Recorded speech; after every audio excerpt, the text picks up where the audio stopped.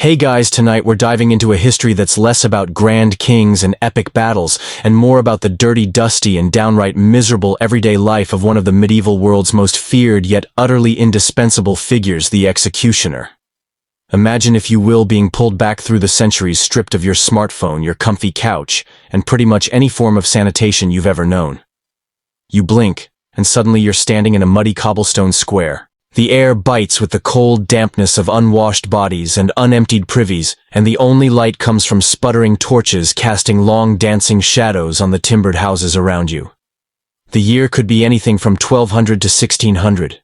It really doesn't matter, because the essentials of this life, the struggle, the smells, the sudden brutal punishments, are starkly the same across those centuries.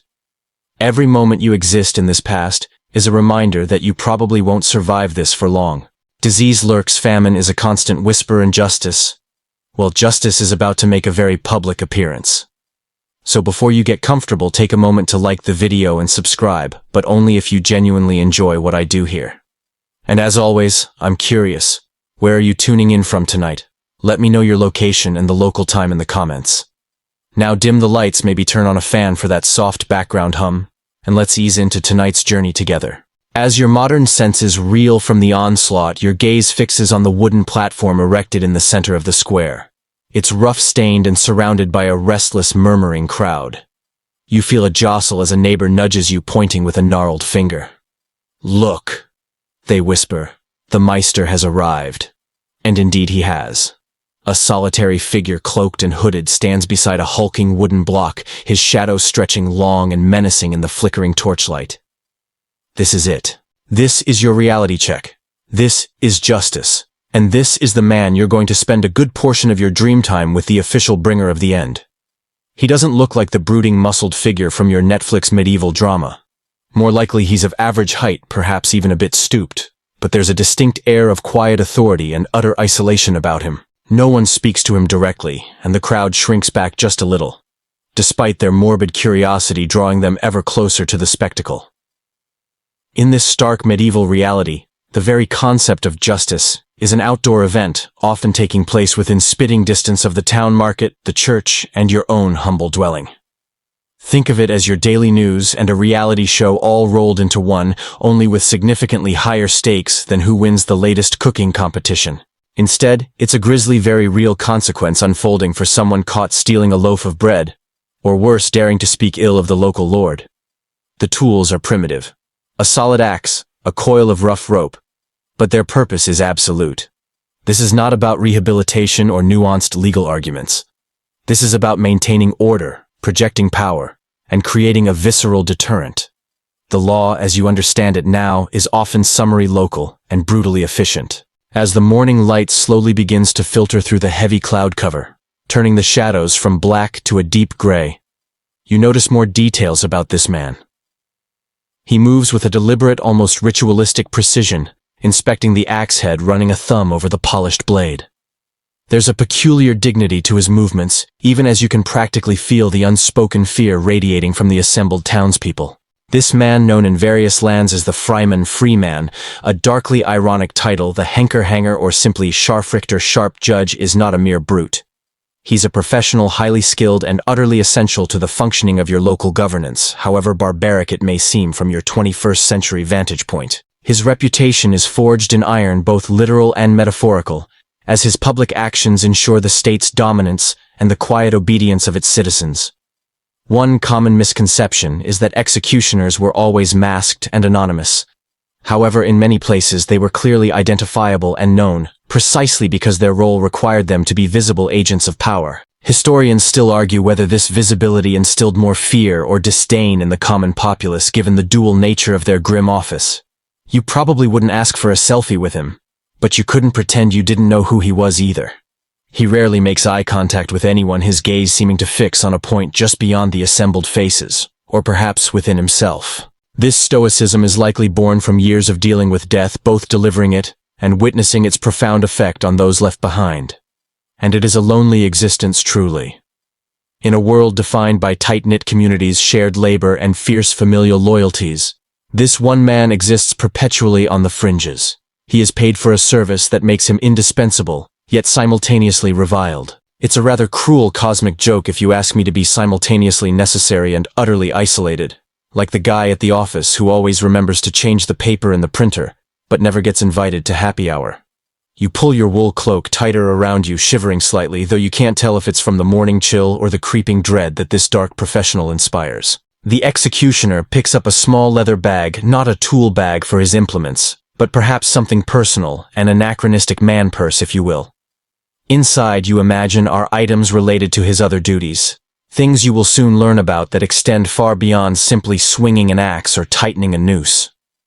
His role isn't just about the final act, it's deeply interwoven into the fabric of medieval daily life, in ways you would never expect, from mundane tasks to shocking medical practices. For now, however, he stands ready, awaiting the arrival of the unfortunate soul whose path has led them to this brutal platform on this gray morning.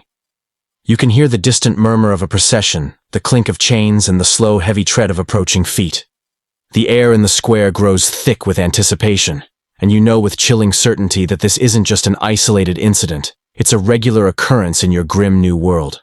As the clanking and shuffling of the procession grow louder, you finally get a clearer view of the condemned man, a gaunt, shivering figure, his face smeared with tears and grime. He's flanked by grim-faced guards, but his eyes, wide with terror, seem to dart instinctively to the silent figure on the platform. The executioner. It's a meeting point, this scaffold, for fear and finality, a nexus where all earthly struggles abruptly cease. Your impression of the executioner begins to shift as you observe him. He's not a monstrous, shadowy figure with a bulging, muscle-bound physique and a permanently twisted grin. He looks ordinary. Perhaps even tired. He's simply doing his job, albeit the most unsettling one imaginable. This ordinary appearance is a crucial part of understanding his true face.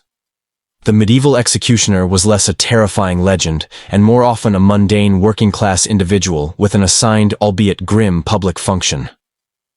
Contrary to the dramatic depictions found in books and movies, the vast majority of executioners were not cloaked and masked enigmas. You see his face now plain, unremarkable, perhaps a little weathered by sun and unspeakable acts. His eyes, though, seem distant, unfocused, as if seeing beyond the present horror to something else or nothing at all. He wears a practical, sturdy tunic, not unlike the attire of any other tradesman in the town, perhaps just a bit cleaner to reflect his official status, or perhaps stained in ways you really don't want to think about. Sometimes their garments might be of a distinct color or feature, some identifying mark, but the idea of a universal black hood covering a hulking anonymous figure is mostly a dramatic embellishment added much later by fiction writers who wanted a bit more mystery than what reality afforded. Historians still argue whether the commonality of the executioner's appearance made them more approachable for non-judicial duties, or if it merely highlighted the everyday brutality of the law. You wouldn't expect a superhero, and certainly not a supervillain, just a person whose day job was far more impactful than being an accountant, unless your accountant also happened to moonlight as a tax collector who could confiscate your entire farm. For one, the profession wasn't that rare. In larger towns and cities, having a full-time professional executioner was as necessary as having a mayor or a tax collector. Imagine a medieval city council meeting. Right, we need someone to deal with the public infrastructure, get the garbage sorted, and oh yes, dispatch the ne'er-do-wells who keep upsetting the social order. You don't want just anyone swinging an axe around haphazardly. This required specific skills, a certain knack, and someone who wouldn't buckle under pressure or moral squeamishness. Because the number of capital offenses was astonishingly high in the medieval period, ranging from petty theft to grand treason and everything in between, the executioner's services were in steady, if not always glorious, demand. It wasn't always a direct inheritance, but often the office of the executioner became hereditary, passed down from father to son. This created families whose lineage was entirely devoted to this bloody trade, almost like a macabre family business, but without the benefit of a catchphrase like, "We're all about cutting deals," and heads. If a man was unable to have a son or a suitable heir couldn't be found, the town council might have to get creative, often looking to former assistants or individuals who had somehow fallen outside the typical social norms themselves. There were even instances where pardoned criminals in exchange for their freedom were forced to take up the axe or the noose. Imagine being offered a job or the gallows and picking the job. Well, that's not exactly choosing with a wide smile, is it? It was more of a lesser of two evils kind of career move. And speaking of their background, Many executioners were drawn from the very lowest ranks of society, or those already considered unclean, for other reasons, such as dealing with dead animals or unsavory materials. They were often marginalized, living on the outskirts of town or in designated, often isolated houses. Yet despite their lowly social standing and the fear they instilled, they held a paradoxical, undeniable power. They were untouchable in a certain way. Both physically, no one wanted to risk contamination by touching the executioner, and mentally no one wanted to be in his bad books. They held the literal power of life and death under the city's decree. It's like being the ultimate HR department where their dismissals were permanent. This essential paradox made their role deeply complicated. They were seen as servants of justice, upholding God's and the king's law, but simultaneously as polluted, unholy figures for directly dealing with death, blood, and the final moments of a human life.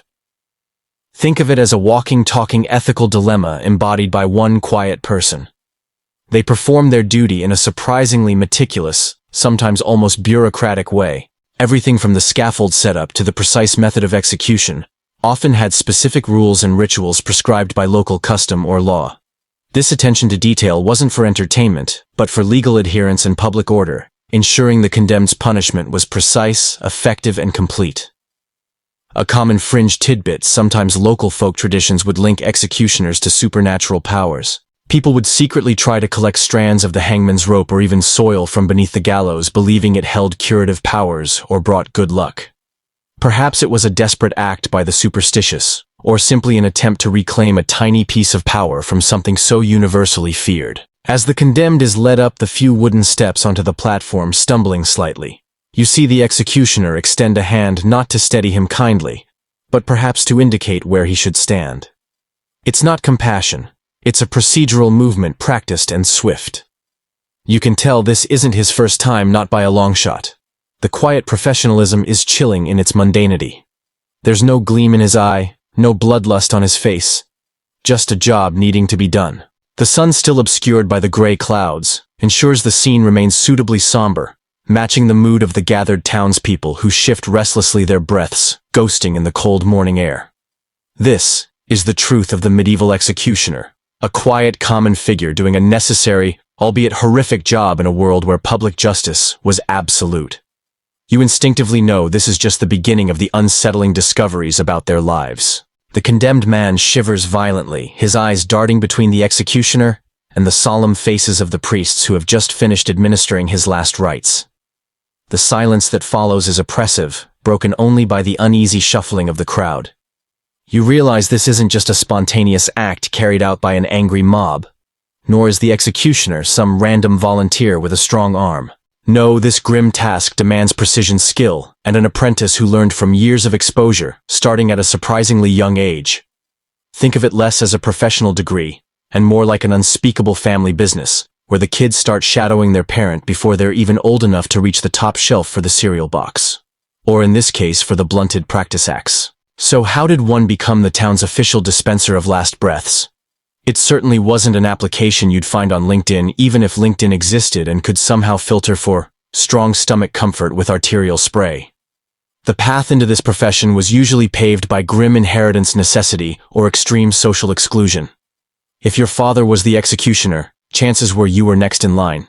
You would have grown up on the fringes, seeing his work from a distance, understanding the ostracism that came with the title. This apprenticeship was informal, yet profoundly immersive.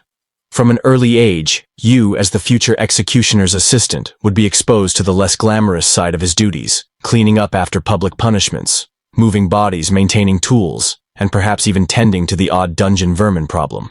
It was the absolute opposite of a pampered childhood. You'd be steeped in gore and the stench of decay, all as a prerequisite for handling bigger and far messier responsibilities later. The practical training itself was incredibly hands-on. Your first lessons wouldn't be about swinging an axe or setting a noose, but rather about anatomy. No, not from elegant textbooks, but from real-world, highly gruesome situations. Your father or master would teach you how the body was constructed by demonstrating on animals, or shockingly sometimes even on human cadavers that came into his custody, perhaps from battlefield casualties or unburied corpses of criminals. Imagine dissecting a pig while being told, "See this bone." You must always avoid hitting it directly if you want a clean break for the victim.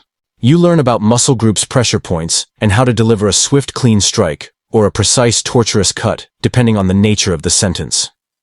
This might sound utterly repulsive, but in a world without formal medical schools for many common people, the executioner often had an unusually detailed, albeit practical understanding of human anatomy and physiology, which brings us to a future discussion about his surprising side jobs. This wasn't merely about technical proficiency, though. There was a psychological training, a toughening. You'd witness dozens, hundreds of executions. The initial horror would fade, replaced by a dull ache or a strange sense of detachment. Your master might explain the intricacies of crowd control, how to calm the condemned, or even how to deal with rowdy bystanders throwing rotten vegetables. You learn not just to deliver justice, but to orchestrate the public spectacle itself, becoming an unlikely master of ceremony for the macabre.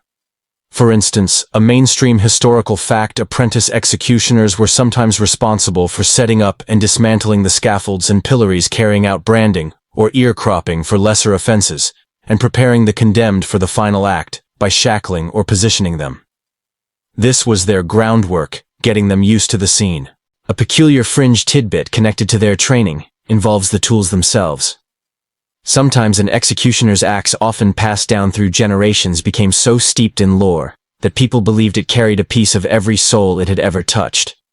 Apprentices might be required to polish these heavy tools obsessively to understand the balance and weight, but also perhaps to confront the spiritual weight of what they were inheriting.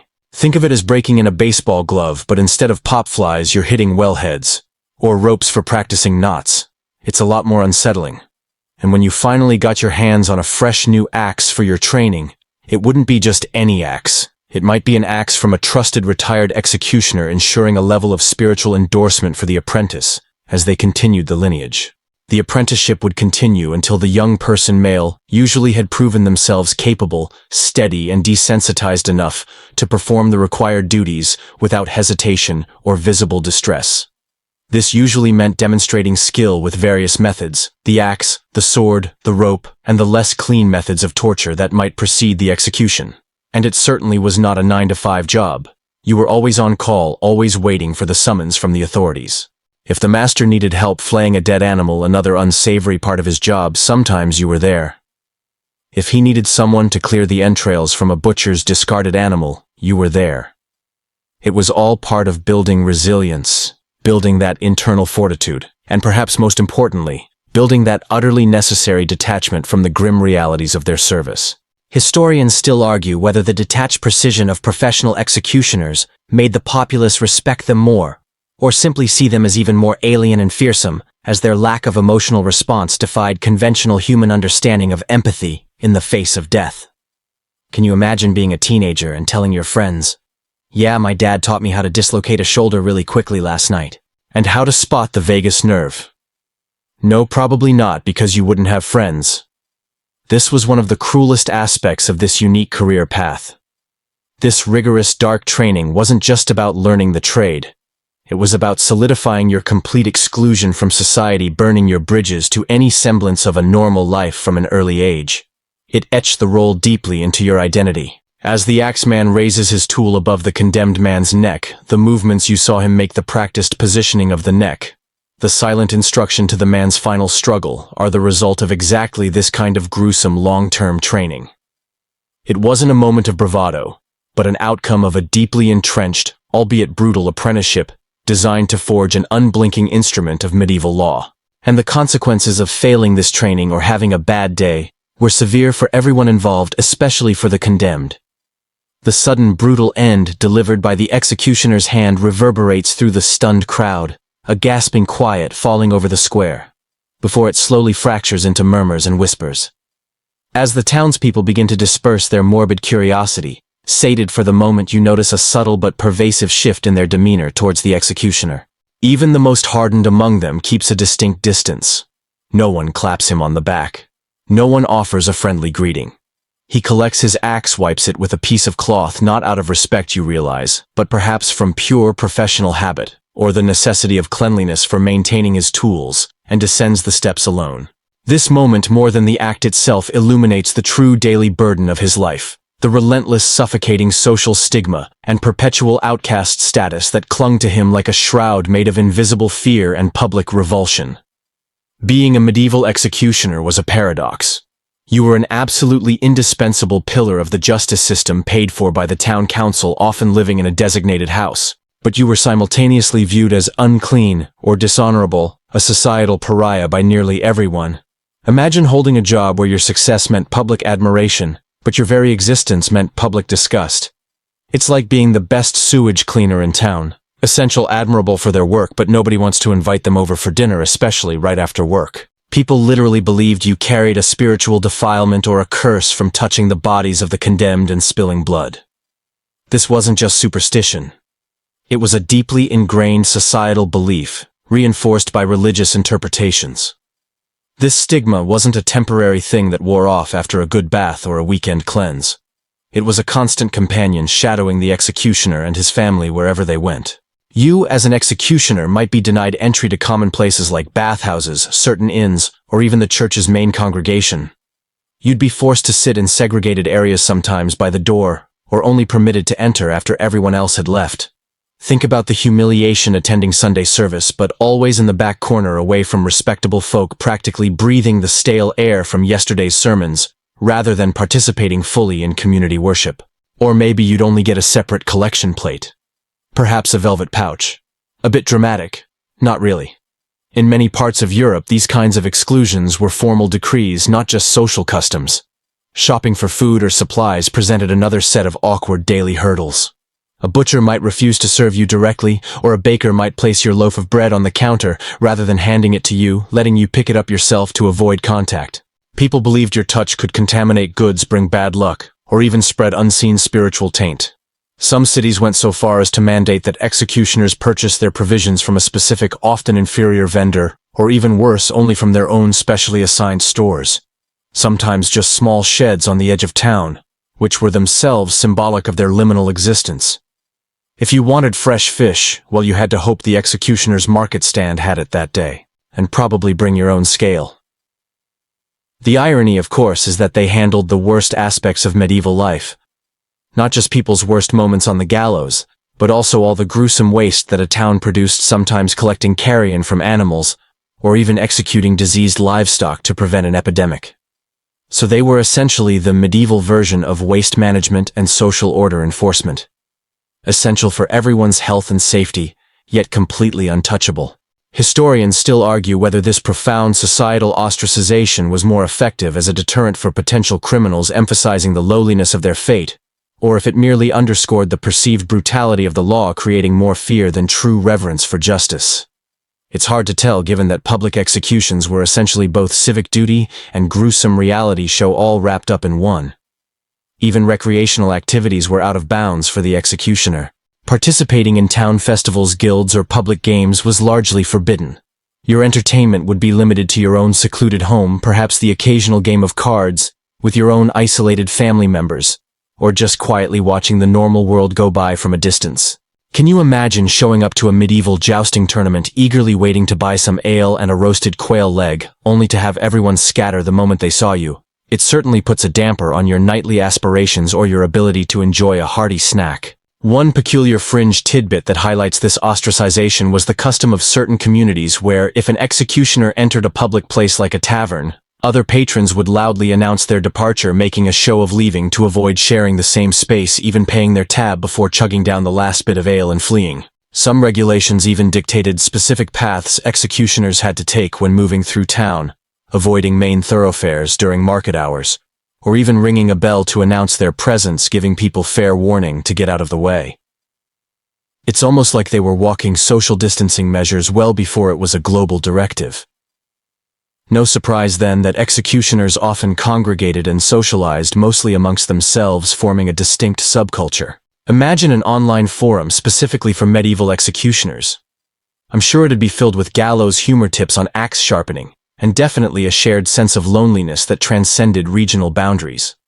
This perpetual isolation profoundly shaped the lives of executioners and their families. Their relationships were primarily limited to their closest kin, and sometimes other outcasts of society, prostitutes, tinkers, wandering musicians, or knackers who also dealt with dead animals.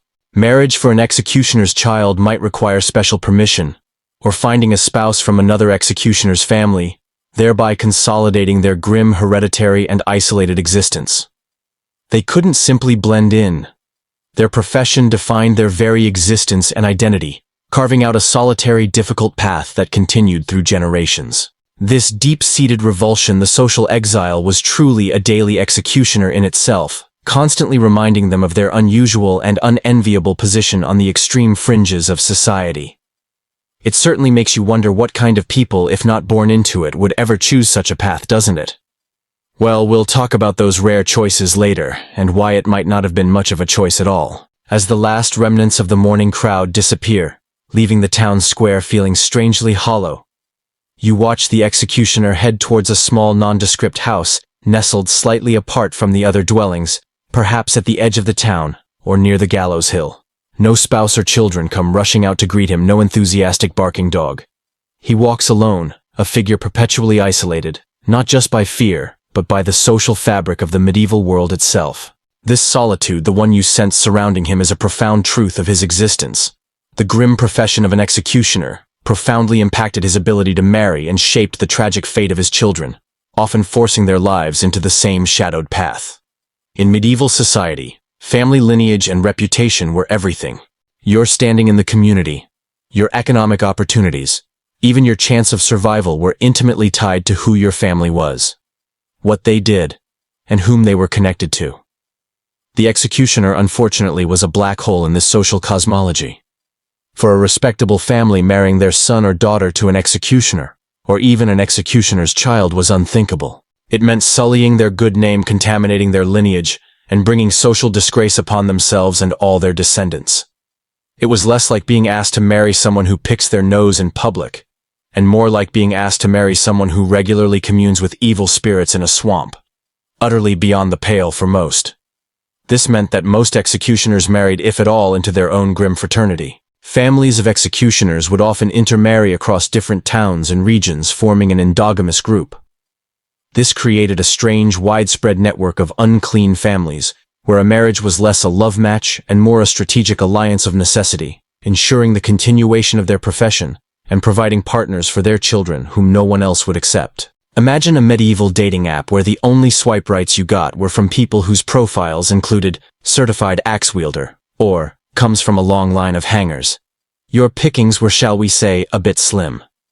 This became a self-perpetuating cycle. Social isolation forced them to marry within their profession, which further entrenched their isolated status. It also provided a ready-made pool of apprentices who had been desensitized from birth to the harsh realities of their trade, maintaining the necessary continuity for towns. The wives of executioners also suffered severe social consequences.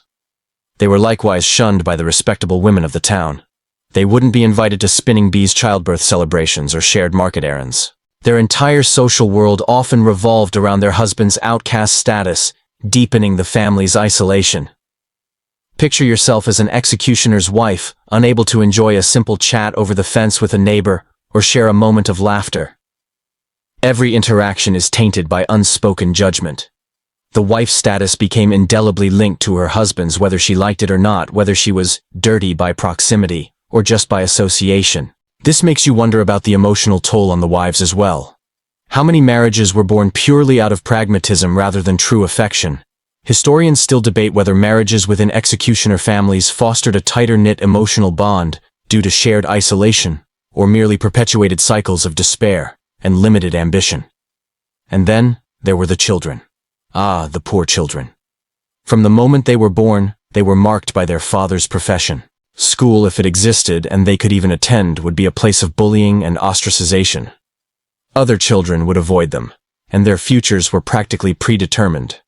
A boy, as we discussed, was usually expected to follow his father into the business whether he liked it or not. It was a trade with no career change options. The stigma ensured that. A girl, if she married outside the executioner caste, would often be forced to find a husband among other marginal figures, a knacker who dealt with dead animals, a tanner whose work also involved unsavory materials and smells, or someone otherwise outside the respectable social hierarchy. It was essentially a medieval legacy system, with an incredibly heavy weight attached to it. They were trapped in a very specific socio-economic dead end, Mainstream historical fact. In some German cities, strict regulations even dictated how and where an executioner's child could be baptized or buried within consecrated ground, further highlighting their perceived spiritual and social pollution. They were often relegated to specific areas of the church or cemetery, reinforcing their separation even in birth and death. For instance, sometimes they had separate burial plots designated for unclean persons, or might be buried in the unconsecrated ground outside the churchyard walls. Not much of a final resting place to look forward to, even in the afterlife.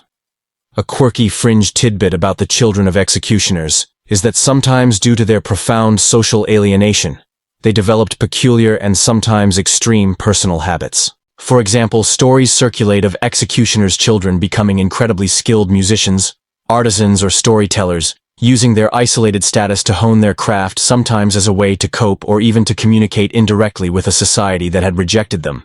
Think of it like a punk band formed entirely of outcast youths. But instead of electric guitars, they played morbid ballads on ancient lutes, their songs resonating with a deeper, perhaps more unsettling truth than the joyful ditties sung by others. Their art often reflected their unique detached perspective on human suffering and morality. This societal pressure was a constant, unrelenting force. It wasn't just a slight social inconvenience. It was the very architecture of their existence. It was in the hushed tones when their name was mentioned, in the wider berths people gave them in the marketplace, in the subtle ways even a priest might treat them differently. This profound intergenerational curse of the profession meant that the choice to become an executioner was often no choice at all, but rather a deeply ingrained destiny. You might pity the executioner in his grim, solitary walk back home, but perhaps more pity is due to the unseen family within those walls who bore the stigma and lived lives perpetually overshadowed by the axe and the gallows, forever bound to a role they inherited, not chose. It's hard to imagine being part of a family line where your literal job title, century after century, is the person everyone is most afraid of, and the person who brings about the most definitive form of dismissal. No Employee of the Month plaques for them, I imagine. As you reflect on the executioner's profound and enduring social isolation, the reasons for it become crystal clear the moment you glance at the specific dwelling he retreated into. His path leads you not into the bustling heart of the town, past quaint bakeries and lively taverns, but rather towards the fringes.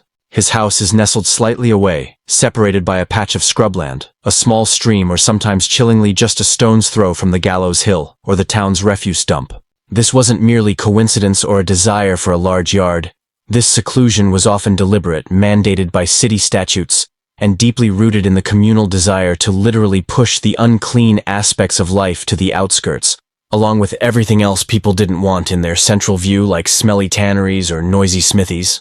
The placement of his abode spoke volumes. Imagine a modern suburban neighborhood where everyone's house is a similar design, then there's one at the very edge bordering the landfill with no other houses nearby, and perhaps a perpetually closed for renovation sign on the front door just to keep folks away. That's essentially the medieval executioner's architectural vibe. Sometimes it was an officially designated Freimannhaus or Henkerhaus, provided by the town council as part of his compensation, often dilapidated or basic. This housing was part of the unspoken contract. We need your services, but we also need you to stay out of sight and out of mind as much as possible. Thank you very much.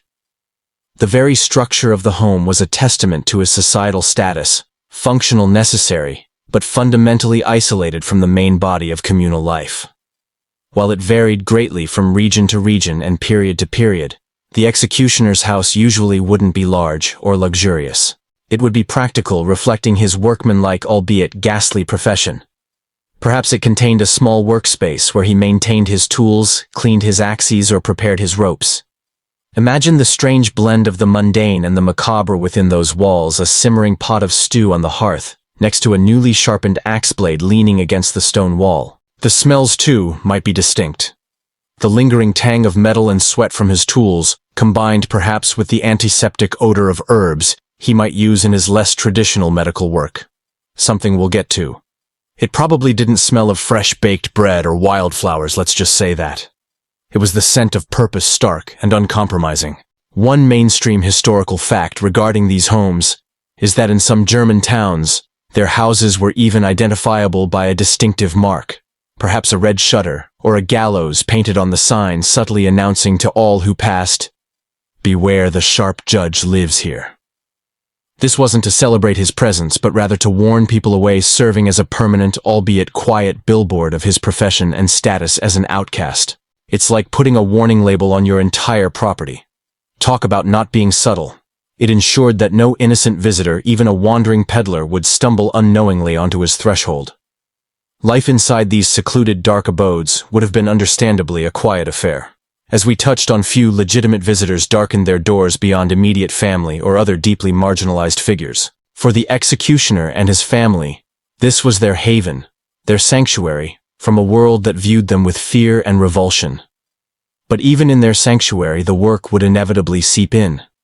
Perhaps bodies needed temporary storage before official display, or implements of torture required meticulous cleaning. The household items might reflect their strange situation, utilitarian, solid, practical. Think about the starkness of their domestic arrangements, where cleanliness and efficiency took precedence over comfort or ornamentation. A quirky or fringe tidbit connected to executioners' houses was the folk belief that unusual plants or fungi grew exclusively around their homes due to the spiritual taint or residue left by their work. People might avoid harvesting berries or wild herbs near an executioner's garden, believing them to be cursed or somehow unnaturally potent. Some superstitions even suggested that if a certain type of mushroom grew specifically in the shade of their house, it was an omen, a sign of some grim justice soon to be carried out.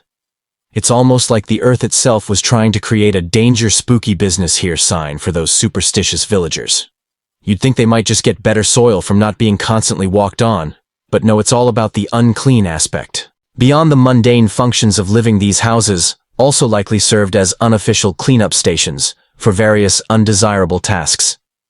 As we'll soon discuss, the executioner was often tasked with far more than simply lopping off heads or tightening nooses. He might have been responsible for disposing of animal carcasses, maintaining cesspits, or dealing with other unpleasantries the town wanted officially purged from its streets. So his home wasn't just his living space. It was part office, part storage, part biohazard disposal center, and occasionally an impromptu infirmary for unusual cases that no legitimate surgeon dared to touch.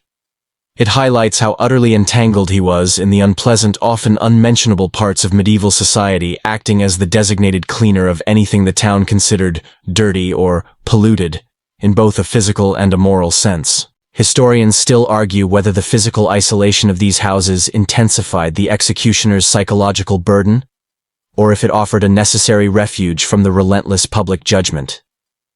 Did they feel more ostracized within their own secluded walls? Or did they find a twisted peace there, knowing they were finally out of the public eye? It's a complicated question, reflecting the layers of paradox in their role. It certainly couldn't have been a cozy feeling looking out your window and seeing no other chimney smokes rising, no friendly faces strolling by, only the looming silhouette of the gallows on the distant hill. Their abodes, silent and solitary, were a physical manifestation of their social and often spiritual excommunication.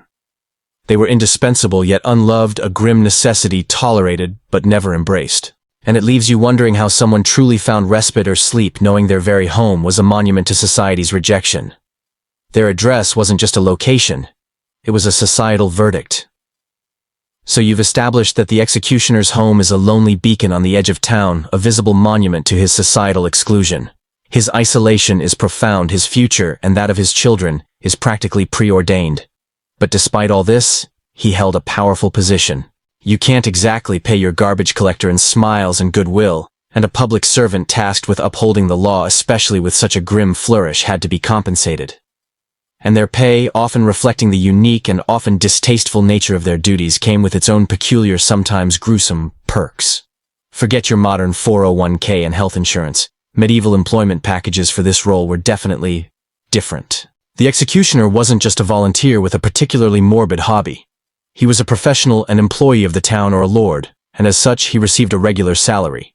This could be an annual retainer, a fixed sum paid by the town council, usually enough to secure a basic though not lavish living. However, on top of this, they were often paid per job, meaning each execution or instance of torture carried its own fee. This might vary depending on the severity of the punishment, the status of the condemned, or the amount of physical labor involved. For example, dismembering a traitor would fetch a significantly higher fee than a simple hanging for a petty thief, given the complexity and the added level of grim theatricality required. Think of it like freelance work, but instead of coding websites, you're reducing headcounts. The more deliverables, the better your paycheck, if you can call it better, when the currency is human suffering. Now about those peculiar fringe benefits. Many executioners held specific rights to certain items or goods that other respectable townsfolk would shy away from due to superstition or disgust. The most well-known and perhaps morbidly fascinating was the right to the personal belongings of the condemned. This was a significant part of their income. After a person was executed, their clothing, shoes, and any small personal effects they had on them would often be claimed by the executioner as part of his fee. This was a widespread mainstream historical fact. A convict's final garments and simple possessions usually went to the man who ended their life. While a condemned thief might not have much more than threadbare rags, a nobleman, however, might arrive in rather fine clothing, a cloak of quality wool, or sturdy leather boots. These could then be repurposed, sold in a market where anonymity was possible, or simply used by the executioner's own family. It was like getting a gruesome thrift store find direct from the source. This wasn't necessarily a full fashion upgrade, mind you. Think about how many perfectly good pair of trousers you'd really collect if everyone came with the baggage of a previous unfortunate, very public owner. Probably not ideal for Sunday church service attire. Beyond the condemned's immediate possessions, other unique rights could extend to even stranger realms. In some places, executioners had the right to claim the body of unclaimed animals, such as stray dogs, cats, or horses that died within the city limits. This wasn't out of sentimentality, but practicality. He could then skin these animals for their hides, using them to make leather for repairs or to sell on. Other benefits might include receiving parts of confiscated goods, fines levied by the court, or a percentage of public taxes related to the enforcement of law. It's a grisly scavenger's existence elevated to an official public service role, ensuring nothing went to waste, even if it meant touching what others considered cursed or foul. A quirky fringe tidbit relates to one of the most unexpected fringe benefits. Sometimes given to executioners in certain European towns, they had the right to collect tolls on bridges or roads, particularly those on the outskirts of the town. Or even more bizarrely, they might have specific rights to all found objects that no one else dared touch, things that fell into the communal sewage or were retrieved from highly polluted areas. It was as if society said, "We need you to deal with death and disgrace, so you can also deal with the muck and the rubbish nobody else wants to bother with." So imagine pulling up to a medieval toll booth and realizing the toll collector is the man who just cut off someone's hand 2 blocks over. That'd definitely encourage me to have the exact change ready, and probably with a smile. Or perhaps a panicked search for it. No lingering. The reason for these unique perks was twofold: to compensate for the constant societal stigma and the dangers of their work, and to make up for the relatively small monetary income many received, as most towns weren't flush with gold to pay an elaborate salary. So they balanced their books, if you will, by essentially granting the executioner the rights to refuse to dead animals and to the unwanted belongings of the deceased. It was a means of ensuring they earned a living in a world that would otherwise shun them out of any other profitable work. However, historians still argue whether the financial gains and unique benefits afforded to the executioner genuinely offset the immense social degradation and the profound psychological burden of their gruesome profession. Were the new shoes and a handful of coin really worth the loneliness, the constant fear and loathing, and the inherent darkness of having human lives in your hand on a regular basis? Probably not for most. The material benefits were a tangible necessity, allowing them to exist within the harsh realities of the medieval economy. But they rarely purchased true comfort or social acceptance. Their income might put food on their table and a roof over their heads, but it didn't buy them a place at the communal feast or a comforting nod from a neighbor, let alone social capital for their children. Ultimately, the executioner's unique perks underscored the harsh realities of their existence. They lived off the refuse and the misfortunes of others, perpetually entangled in the dark side of life, receiving only what the clean members of society considered unworthy or spiritually tainted. They were a necessary, albeit unpleasant, cost of maintaining medieval order, their income structured to reflect their unique blend of indispensability and deep revulsion. As you consider the executioner heading back to his isolated dwelling, perhaps clutching a newly acquired cloak from the condemned, you realize that for all his unique rights and fringe benefits, he truly paid the highest price in the very fabric of his social being. It's a rather depressing trade-off, isn't it? A steady stream of blood money in exchange for a lifetime of loneliness. I can't imagine there was ever a queue of people eager to sign up for this particular role. You saw the executioner quiet and efficient cleaning his axe as he descended the scaffold. It's hard to ignore the stark reality of that implement, its clean, sharp edge glinting even in the weak morning light. It's a tool of singular devastating purpose, and it represents just one part of the grim inventory that defined the executioner's professional life. Beyond the symbolic image of the masked figure with an enormous gleaming axe, you now delve into the tangible objects of his trade, the heavy, purposeful implements of swift, unyielding justice. The axe, the rope, and the wooden block itself, each with its own stories, rituals, and horrifying utility. The axe is perhaps the most iconic. Forget the exaggerated, oversized cartoon axes of modern fantasy. The real tools were meticulously crafted and balanced. They needed to be. A clumsy blow could mean prolonged suffering for the condemned public outcry, and possibly even endanger the executioner himself if a frantic, prolonged struggle ensued. These weren't mere lumberjack axes. They were precision instruments of death. Their heads were often shaped for efficiency and decapitation with a broad, heavy blade designed to cleave quickly and cleanly through the neck. The handles were typically long, providing leverage and momentum for the necessary power in a single decisive stroke. Imagine wielding something that weighty, that sharp, and knowing its sole purpose was to sever a life from a body with absolute finality. You might consider your office chair a tool of modern-day suffering, but at least it won't sever any limbs accidentally. The maintenance of such a tool was paramount. A dull blade could lead to a horrifyingly botched execution, something both the executioner and the public desperately wanted to avoid. So daily, or perhaps more often after use, the axe would be carefully sharpened on a whetstone honed to a razor edge. This wasn't just about efficiency. It was a professional imperative.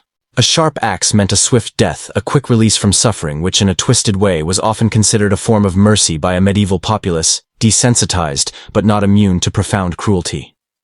Then there was the rope used for hangings, which were arguably the most common form of execution. Like the axe, the rope was far from a simple piece of cord. It was thick, strong, usually made of hemp, and meticulously coiled. The executioner had to be an expert in knot tying not just any knot but one specifically designed to deliver a quick death. The hangman's knot strategically placed to break the neck upon the drop.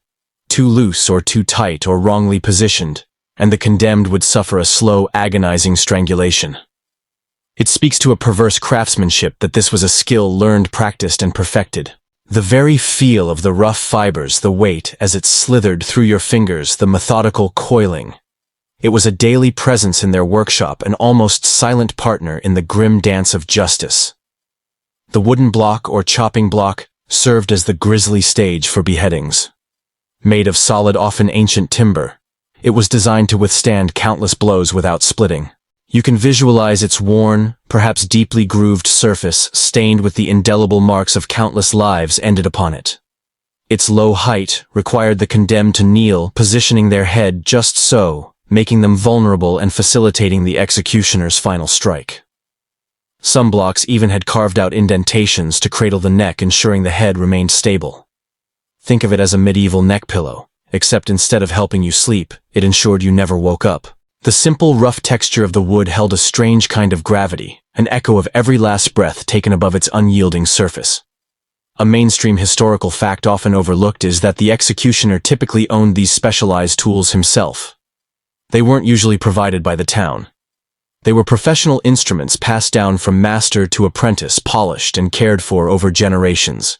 This personal ownership further intertwined the executioner's identity with his grim trade. It's like a chef owning his personal knives. They are an extension of his craft, but these tools brought very different results to the dinner table. Their condition, their lineage could also be a source of pride even if nobody else understood it. A truly good axe could deliver a clean kill. A quirky or fringe tidbit is the folk belief that a particular executioner's axe, if properly seasoned by enough blood and use, might possess special powers. People steeped in superstition sometimes believed that splinters from the execution block or fibers from the hangman's rope could act as potent charms or provide a cure for illnesses like epilepsy or toothache. You might have seen desperate individuals trying to surreptitiously collect such grim mementos, sometimes even paying the executioner's assistants for a small piece of wood or a scrap of rope. It's certainly not something you'd find advertised on the medieval equivalent of eBay. Authentic gallows rope guaranteed to cure your warts. Slight previous owner sent, no refunds. The tools therefore became imbued with a strange dark mystique beyond their practical function, almost magical in the desperate imagination of the populace. The very handling of these instruments also involved specific customs. Before an execution, the axe might be paraded, perhaps ceremoniously unveiled, or even cleaned in front of the crowd, further amplifying its chilling power and the seriousness of the impending act. The display wasn't merely to check the tool's condition. It was a chilling part of the ritual, building tension and serving as a silent, terrible warning to the onlookers. Historians still argue whether the apparent cleanliness and careful maintenance of these tools reflected a perverse pride in craft, a desire for efficiency and avoidance of botches, or if it was simply a ritualistic attempt to distance the executioner psychologically from the raw brutality of his task by focusing on technicality and cleanliness. Perhaps it was a morbid meditation, a way for the executioner to detach himself from the act, by focusing on the precise mechanics of the tool, reducing it to mere craftsmanship. This focus on the practical and the mundane care of these instruments of death made the executioner a professional in the grimmest sense, a master craftsman whose canvas was a human life, and whose art was finality itself. As you watch him carefully return the axe to its worn leather sheath, the lingering feeling is not just of fear, but of an unsettling understanding that in the medieval world, even instruments of death were imbued with a grim dignity, meticulously cared for, and deeply significant in the daily harsh theater of public justice. With his axe sheathed and the silence in the square beginning to fade into hushed murmurs, your focus is drawn back to the platform. It's empty now, cleared of the condemned, yet it still holds an unspoken visceral weight. You quickly grasp that an execution was never just about a single act of finality for one person. It was a deeply ingrained, horrifying spectacle, a public ritual designed not only to deliver justice, but more potently to instill fear, reinforce authority, and act as a chilling public lesson for every citizen watching. This wasn't some quiet, secluded event like a modern prison execution. This was primetime theater, live and unfiltered, the ultimate reality show before the invention of reality TV, where the ratings were counted by how many people showed up. And everyone always showed up. The crowd that gathered was a cross-section of society. From the highest-ranking nobles to the lowliest beggars, everyone jostled for a good view, drawn by a potent mix of fear, duty, and morbid fascination. You'd see mothers clutching their children tightly, whispering warnings, merchants taking a break from their stalls, even priests present offering a grim benediction or observing for spiritual record. Imagine standing in the jostling, pungent crowd, the air thick with body odor, unwashed wool, and a strange tang of metal, watching intently. The collective breathing of 1,000 people holding their breath in unison, then exhaling a ragged sigh. It was a primal experience, deeply communal in its shared horror, and a strange form of societal bonding. For some, it was the most exciting thing to happen all week, a bit like watching a crucial soccer match, but with far graver consequences, and a lot more, well, splinters. The public nature of these events was a calculated move by the authorities. They weren't hiding their justice.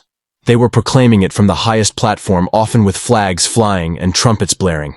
It was a potent display of the lords or town council's absolute power over life and death. The execution wasn't just about punishing the individual criminal. It was about terrifying every potential criminal into obedience. "See what happens when you steal a pig," the message screamed without words. "This could be you." The public nature aimed for deterrence, a visceral lesson burned into the memory of every man, woman, and child present. You'd think watching something like this would make everyone stick to a very quiet life of law-abiding obedience, wouldn't you?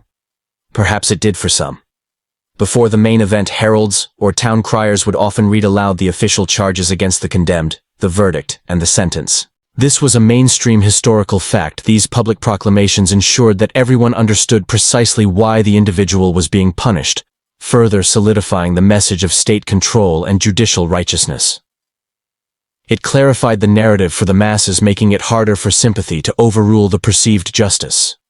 It turned the execution into a very official civic lecture, though with a much more visually compelling conclusion than most. Today's lesson, the invisible lecturer seemed to intone, is about respecting property. Failure to do so will result in an impromptu outdoor biology lesson for all to see. Sometimes the executioner might be involved in more than just the final blow. Before the actual death sentence, there could be public humiliations, the condemned being paraded through the streets in chains, perhaps forced to wear a sign detailing their crime, or being put in the stocks or pillory. This public shaming further stripped the individual of dignity before their life was stripped away, making them an object lesson and a public spectacle, even before the execution platform. Imagine having your most embarrassing moments like that. One time you tripped over your own feet while carrying too many groceries filmed, and then played on a giant screen in Times Square. Now, amplify that by about 1,000 for impact. A quirky or fringe tidbit is that enterprising street vendors sometimes even set up stalls near the gallows on execution days selling food and drink, recognizing the large gathering of potential customers. Imagine buying a freshly baked pastry or a tankard of ale, munching thoughtfully as you watch someone lose their head. It paints a bizarre picture of medieval life, blending the sacred solemnity of justice with the decidedly unsacred demands of a bustling market day. It certainly shows a unique adaptability in medieval economics. Gallows grub, get your roasted nuts and witness the final nuts, probably wasn't their slogan, but you get the idea. This suggests the normalization of such events, integrating them into the urban rhythm rather than separating them. This fusion of public punishment with everyday life right in the center of the town square also made it an event of profound social commentary. Historians still argue whether the spectacle of public executions genuinely instilled respect for the law and deterred crime, or if over time it desensitized the populace, turning justice into a mere grim form of entertainment, eroding public empathy rather than fostering moral rectitude. Some scholars suggest that the repeated exposure to violence simply normalized it, leading to a society more accepting of brutality. Others contend that the deep impact of such a public warning outweighed the desensitization for most, especially given the strict societal structures of the time. The very atmosphere before an execution was thick with tension, palpable even to you, the time-traveling observer.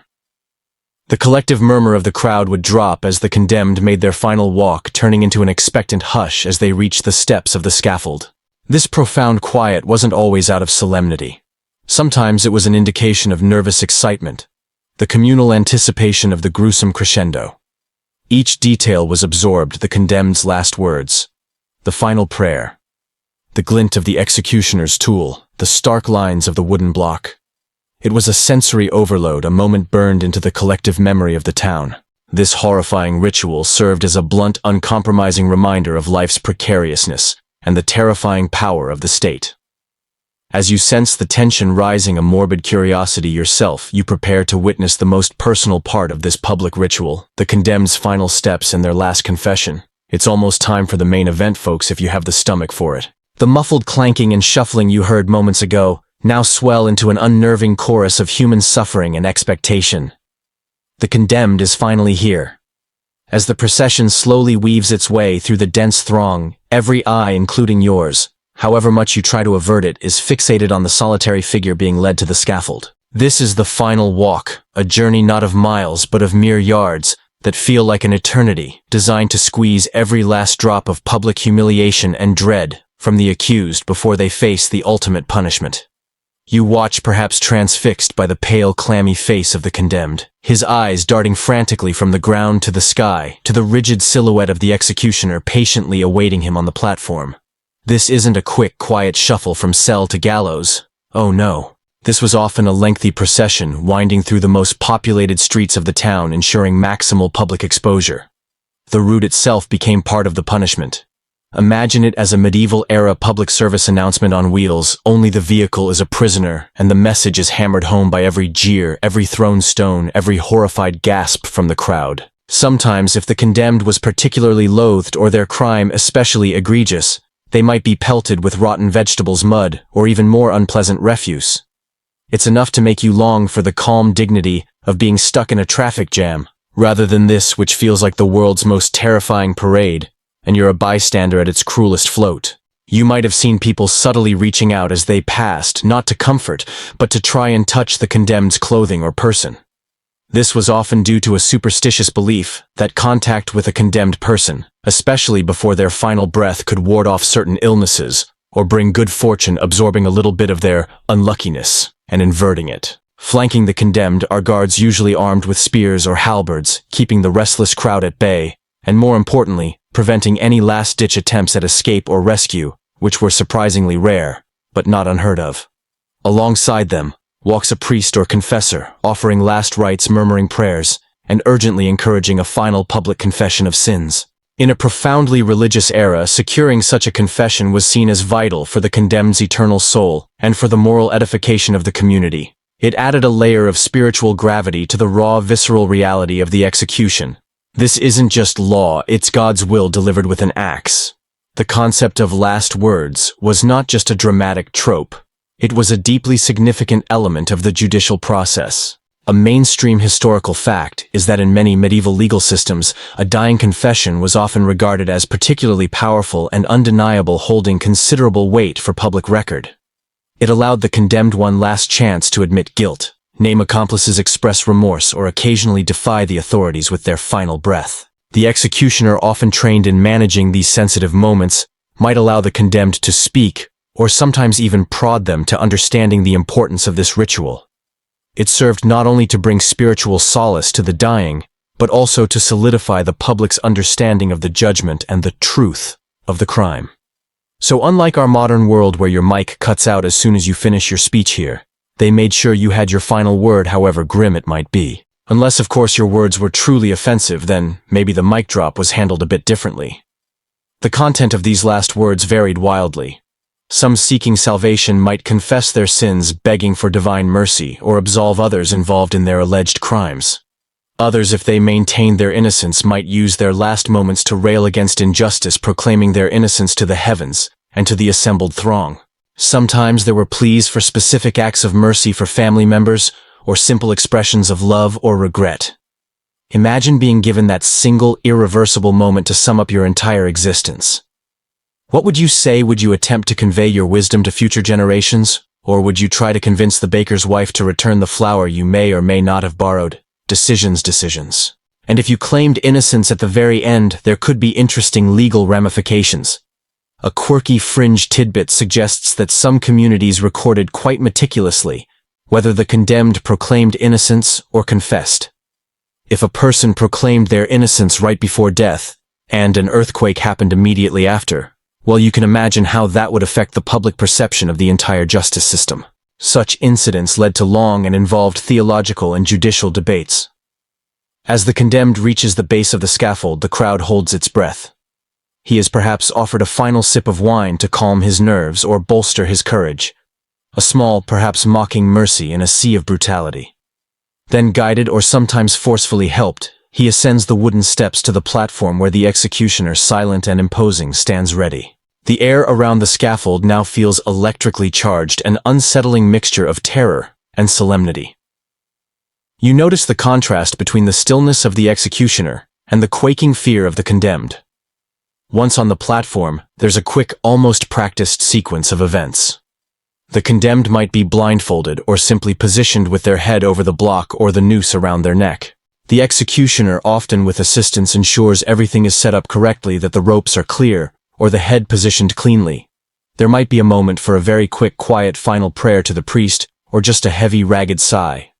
The formal yet brutal professionalism of the executioner becomes starkly evident at this point.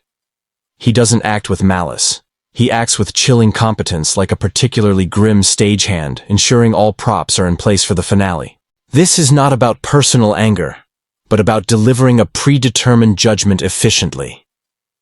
Historians still argue whether the spectacle of these final moments, including the opportunity for last words, truly served the purpose of ensuring repentance and deterrence, or whether it often became an unintentional platform for defiance and public unrest, potentially inspiring sympathy for the condemned, especially if they bravely faced their death or protested their innocence convincingly. It's hard to tell from historical records what effect it truly had on a medieval mind that probably was just as prone to being moved by dramatic speech as by the visible severity of the punishment. Did the courage of a condemned man, even if a villain, make the crowd question the justice, or simply solidify his wickedness?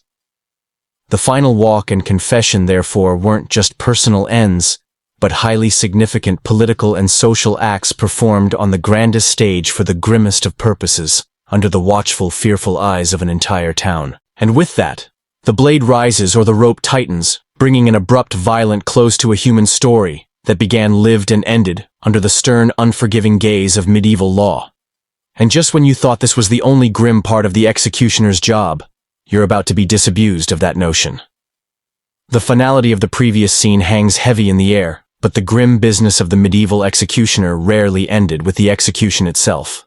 As the crowd disperses, a fresh set of unpleasant tasks falls upon his shoulders, stretching beyond the dramatic severing of heads or the tight embrace of a noose.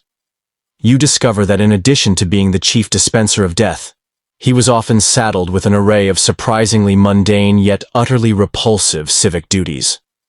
Think of it less as a professional assassin and more as a reluctant municipal all-purpose gross job doer. Your modern garbage collector gets to drive a nice truck. This guy got the actual garbage by hand after everything else was finished. First, there was the cleanup. After a public execution, the scene was hardly pristine. Blood, bodily fluids, and perhaps even human waste needed to be removed. The executioner and his assistants were typically responsible for tidying the scaffold and the immediate vicinity, making it ready for the next grim spectacle, or simply allowing the marketplace to resume its daily trade without excessive lingering signs of death. This meant scrubbing planks, clearing away any unfortunate debris, and sometimes even hosing down the area if a water source was available. Imagine the stench and the physical grimminess involved, not to mention the psychological toll of such close contact with the aftermath. This wasn't merely cleaning up. It was confronting the tangible consequences of his lethal work. But his duties stretched far beyond just the scaffold. The executioner often acted as the municipal knacker, responsible for disposing of dead animal carcasses. In a pre-industrial town without proper waste management systems, dead animals, whether stray dogs, cats, horses, or diseased livestock, were a public health hazard. The executioner, because he already dealt with unclean death, was the designated individual to collect and dispose of these carcasses, often dragging them to a designated disposal pit or the town dump on the outskirts of the city. This involved traversing the town streets, often attracting swarms of flies, and an unavoidable stench further solidifying his untouchable status in the eyes of the populace. Imagine doing your groceries, then suddenly hearing a cart rattle by, pulled by the local executioner carrying a bloated, smelly horse.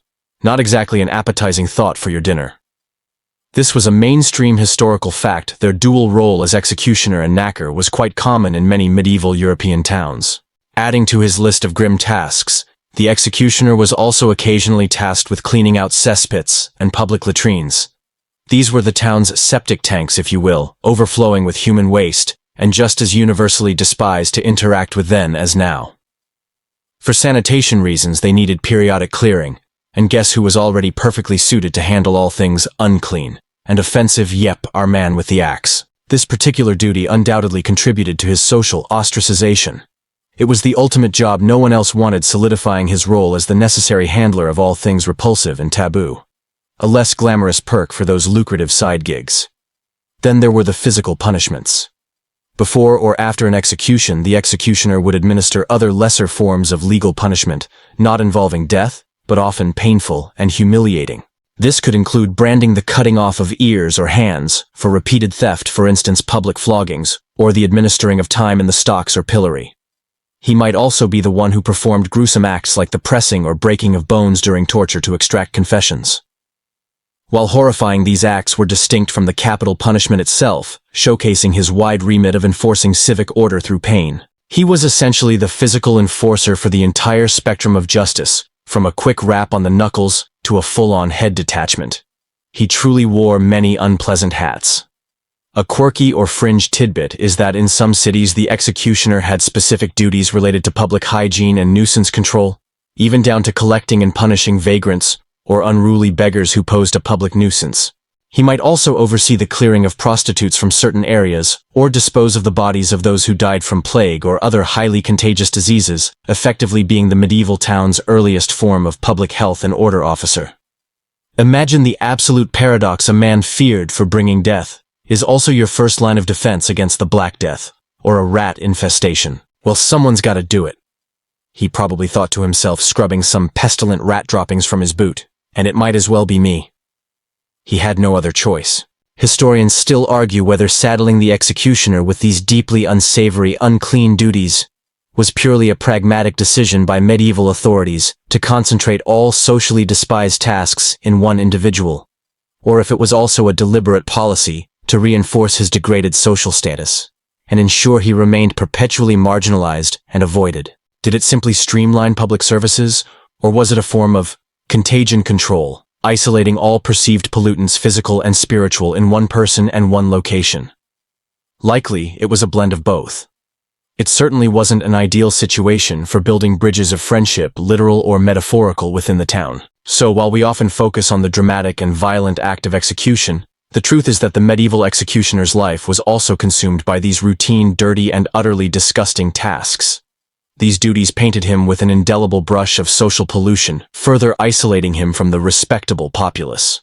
He wasn't just a symbol of fear. He was also the literal embodiment of everything the town wanted to sweep under the rug, deal with, and then forget about. This made his unique and often contradictory existence even more complex, essential for cleanliness, reviled for contact. And his practical knowledge of the body, gained through these constant interactions with blood and guts, led him to another, even more surprising side gig. One that would bring him into incredibly close contact with some of those same people who kept such a wide berth in the town square. Just when you thought the executioner's grim array of daily duties couldn't get any more surprising, you're about to encounter one that twists the narrative into an even more baffling and paradoxical shape. Forget the axe and the noose for a moment. You'll find that despite being the town's purveyor of pain and death, the medieval executioner often moonlighted as a bone setter, a crude surgeon, or a practitioner of rather questionable cures. This wasn't some gentle act of compassion. It was a gritty, often desperate reflection of a society where formal medical knowledge was limited, and many avenues of conventional healing were closed off to the common person, especially if the problem was complex or unusual. It's like your mechanic being called upon to also fix your brain just because he's good with things that break. Why an executioner of all people? Well, think about his qualifications. Through constant interaction with bodies, whether during torture, dismemberment, or even simply moving corpses, the executioner acquired an unparalleled practical, if somewhat grim, understanding of human anatomy. He knew how bones articulated, how joints dislocated, and where crucial arteries lay. He might even have had access to anatomical insights from handling bodies for purposes of dissection or post-mortem examination.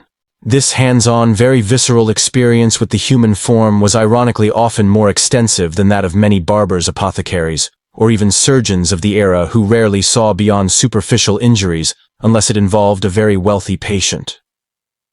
When it came to things like setting a broken limb or popping a shoulder back into place, he had practiced on bodies that wouldn't complain quite as much. And let's be honest, you'd prefer the man who correctly removed a head to be setting your broken arm rather than the village idiot, even if it did feel a bit odd. This practical anatomical knowledge wasn't for theoretical understanding. It was applied in the grimmest of practical settings, the interrogation room. The executioner was skilled in methods of torture that induced pain and potentially severe injury without immediately causing death, allowing him to observe precisely how the human body responded to extreme duress. He knew where the delicate nerves lay, how to apply pressure to joints, and the effects of specific types of blows. This perverse mastery of causing agony made him an accidental expert in alleviating certain kinds of injury that often resulted from it. It's a rather twisted Venn diagram of cause and effect.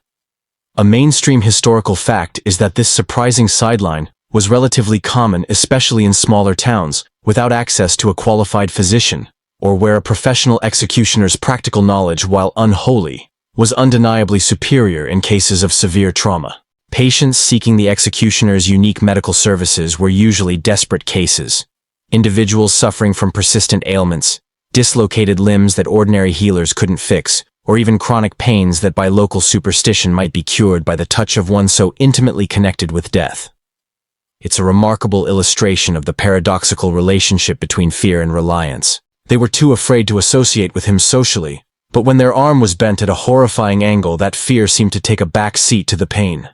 Think of it as being so sick you're willing to try acupuncture from a vampire because, hey, what do you have to lose?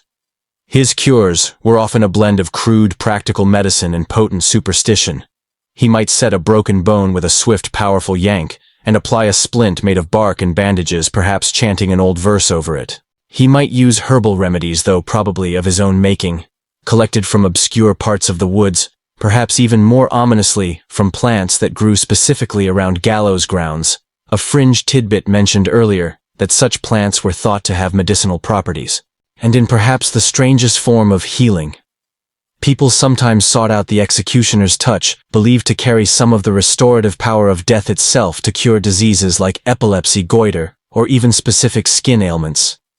Imagine approaching him hesitantly, asking for his calloused hand to be placed upon your afflicted area, hoping the very instrument of death might somehow reverse the creeping tide of illness.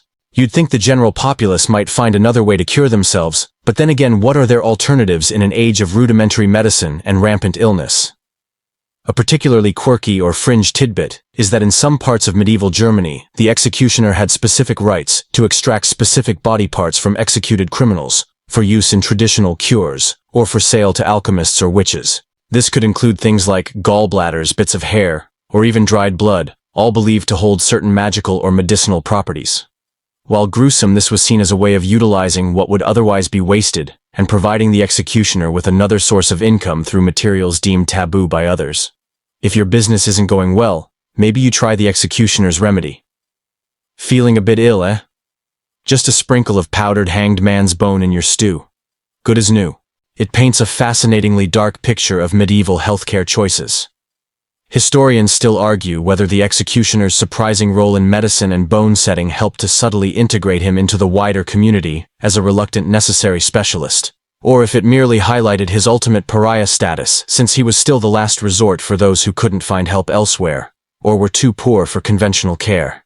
Was he grudgingly accepted in this context, or simply endured for lack of better options? The line was fine, often drawn between agonizing pain and deep-seated societal aversion. Regardless of the motive, it truly shows the brutal adaptability required to survive in the medieval world, where roles bled into each other and social barriers occasionally buckled under the weight of human need. The executioner, feared and despised for taking lives, was also, in the oddest twist of fate, sometimes the last bastion of hope for saving them. It really gives new meaning to the phrase, "I just want a professional to handle this," even if that professional's normal job was a bit well sharp around the edges. From axe to artery, their intimate knowledge of the human body found diverse and unsettling applications. And as we consider the unsanitary conditions surrounding such practices, it begs the question, how did anybody survive these attempts at healthcare? That surprising twist to the executioner's duties, his role as a bone setter and purveyor of unusual remedies, is something you just can't quite shake. It forces you to reevaluate the simplistic image of a grim killer, and instead, see a figure steeped in grim paradoxes, a dark healer. You glimpsed this strange side gig in our previous discussion of his gross daily chores, recognizing that his intimate knowledge of human anatomy born from handling death and torture inadvertently equipped him with unique, albeit crude, medical skills. But let's delve deeper now, because this unexpected duality of inflicting suffering and attempting to alleviate it offers a truly startling insight into the brutal necessities of medieval life. Imagine you, a humble peasant, have slipped on some slick cobblestones and twisted your ankle in a most unnatural way. Or perhaps your arm is clearly broken, bent at an angle that screams for a qualified hand. Traditional medicine in the Middle Ages, as you likely know, was often primitive, inaccessible, or ineffective for the common folk. Formal physicians were scarce and expensive, mostly serving the wealthy elite, and barbers and apothecaries had limited expertise in setting complex fractures or dislocated joints. So where do you turn when your joint pops out of its socket and agonizing pain racks your body? Well, in walks the man everyone fears and shuns, the executioner. His house on the outskirts of town might have had a room set aside not for social gatherings, but for the clandestine delivery of these odd necessary services. Imagine limping your way there, pain overriding all your ingrained fears and prejudices, desperate for relief. It must have felt like signing up for an unholy pact, sacrificing your social standing, just to regain function in your limbs.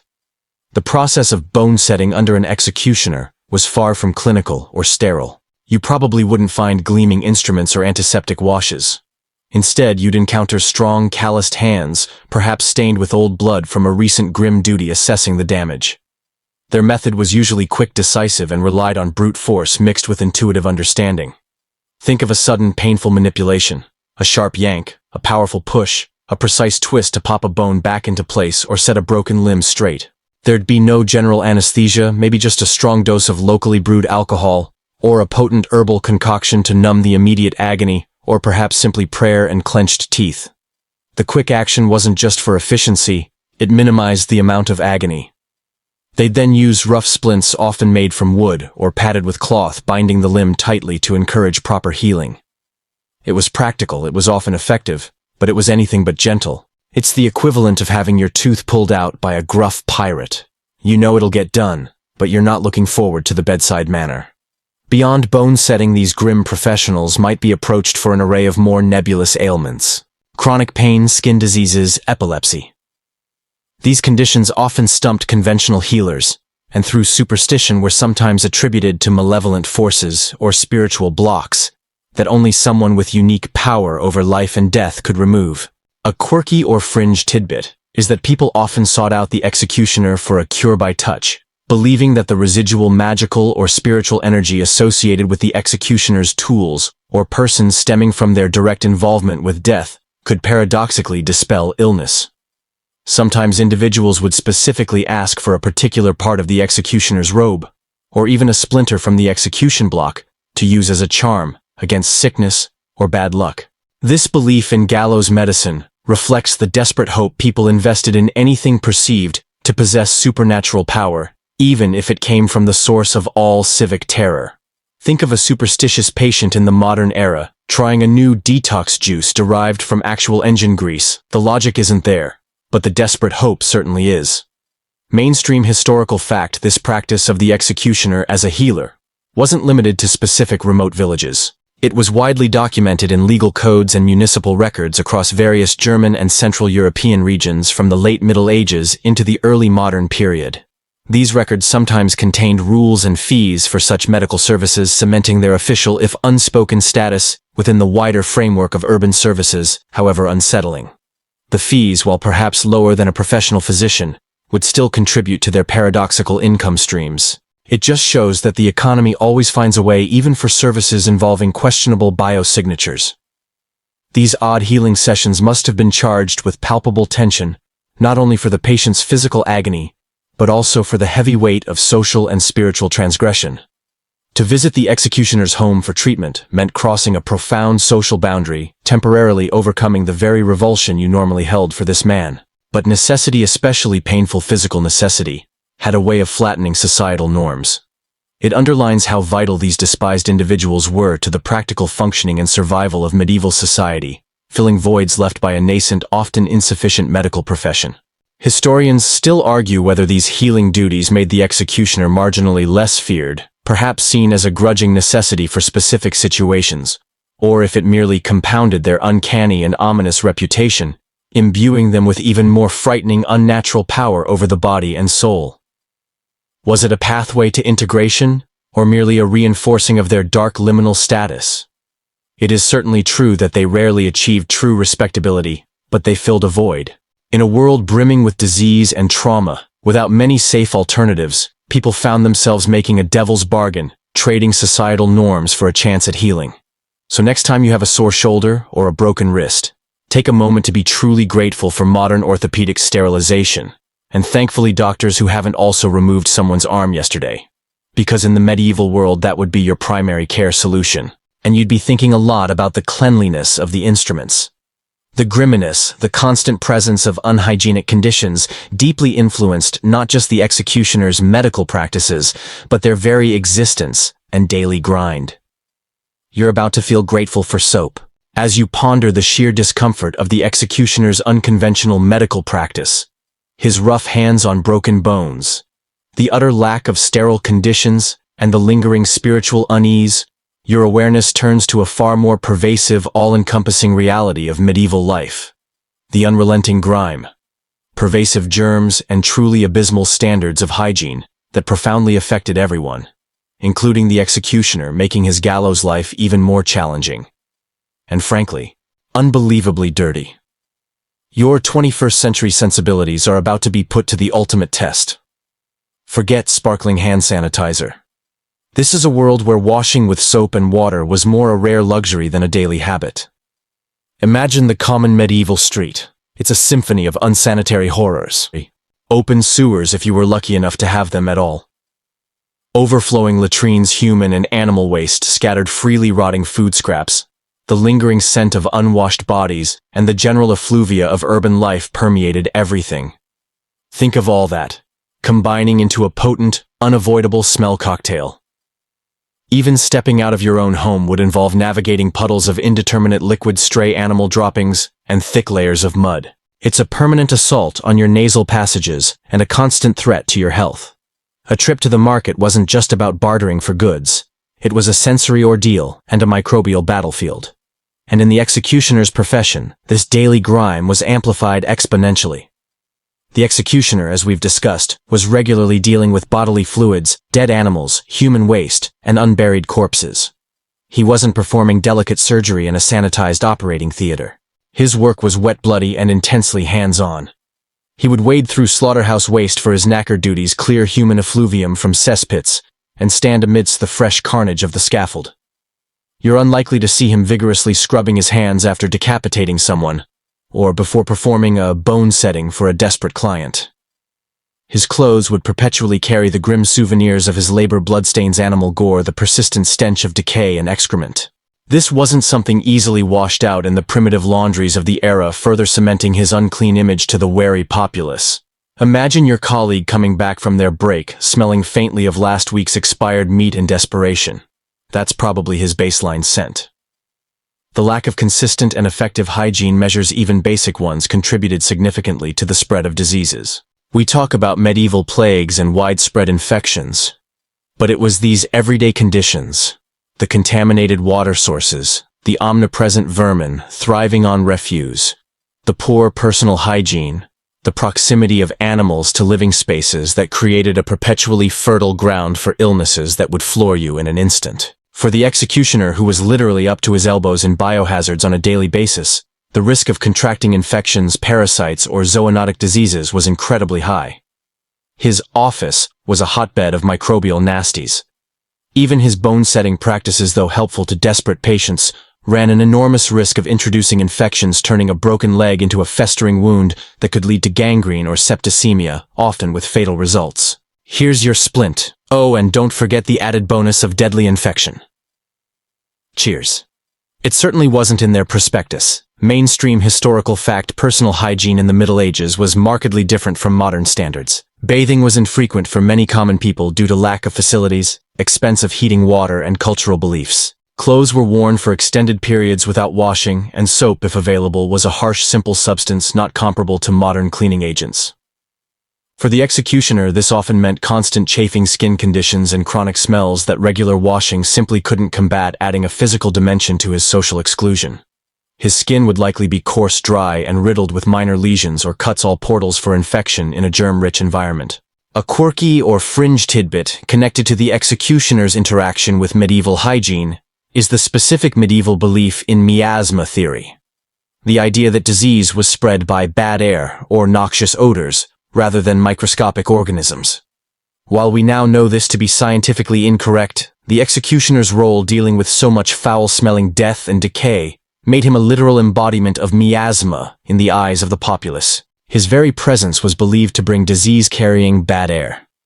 People would consciously avoid passing too close to him, or hold scented herbs to their noses in his presence, not just from disgust, but from genuine fear of contracting an illness. So his social exclusion was not only about fear of punishment or spiritual pollution, but a perceived danger to public health just by being around him. Historians still argue whether the physical and sensory horrors of their daily existence further hardened the executioner's emotional resolve, making him even more detached, or if the constant immersion in filth and decay wore down his spirit, making his loneliness and perceived pollution even more burdensome. Did the grimness desensitize him further, or just grind him down physically and mentally, knowing he could never truly escape the filth? Ultimately, the relentless grind of medieval grime and germ-ridden conditions meant that the executioner's entire existence was steeped in unpleasantness. From the stench of his home near the knacker's yard, to the sticky remnants on his tools after a decapitation, his life was a constant reminder of mortality, decay, and the inescapable muck of daily life in an unsanitized era. You watching from your vantage point of modern comfort would find yourself immensely grateful for something as simple as running water a bar of antibacterial soap and not having to rely on the guy who just touched a diseased pig to set your broken arm. It truly brings new meaning to toughing it out, to merely exist in such conditions day in and day out, never truly clean, and always at the highest risk for anything catching. It would make even the toughest person feel incredibly isolated, not just from society but from a basic sense of physical well-being. And this leads us naturally to the profound effect this grim existence had on his mind. Your skin still prickles from the imagined feel of grime, and the constant fear of disease a pervasive shadow across medieval life. But as you consider the executioner's unavoidable contact with the unholy, the putrid, and the terminally ill, you can't help but turn your attention to a far more insidious and less visible kind of stain.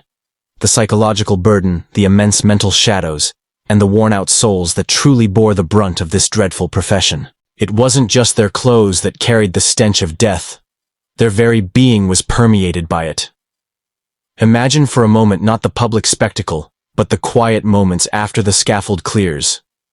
The crowds dissipate, the victim is gone, but the executioner remains.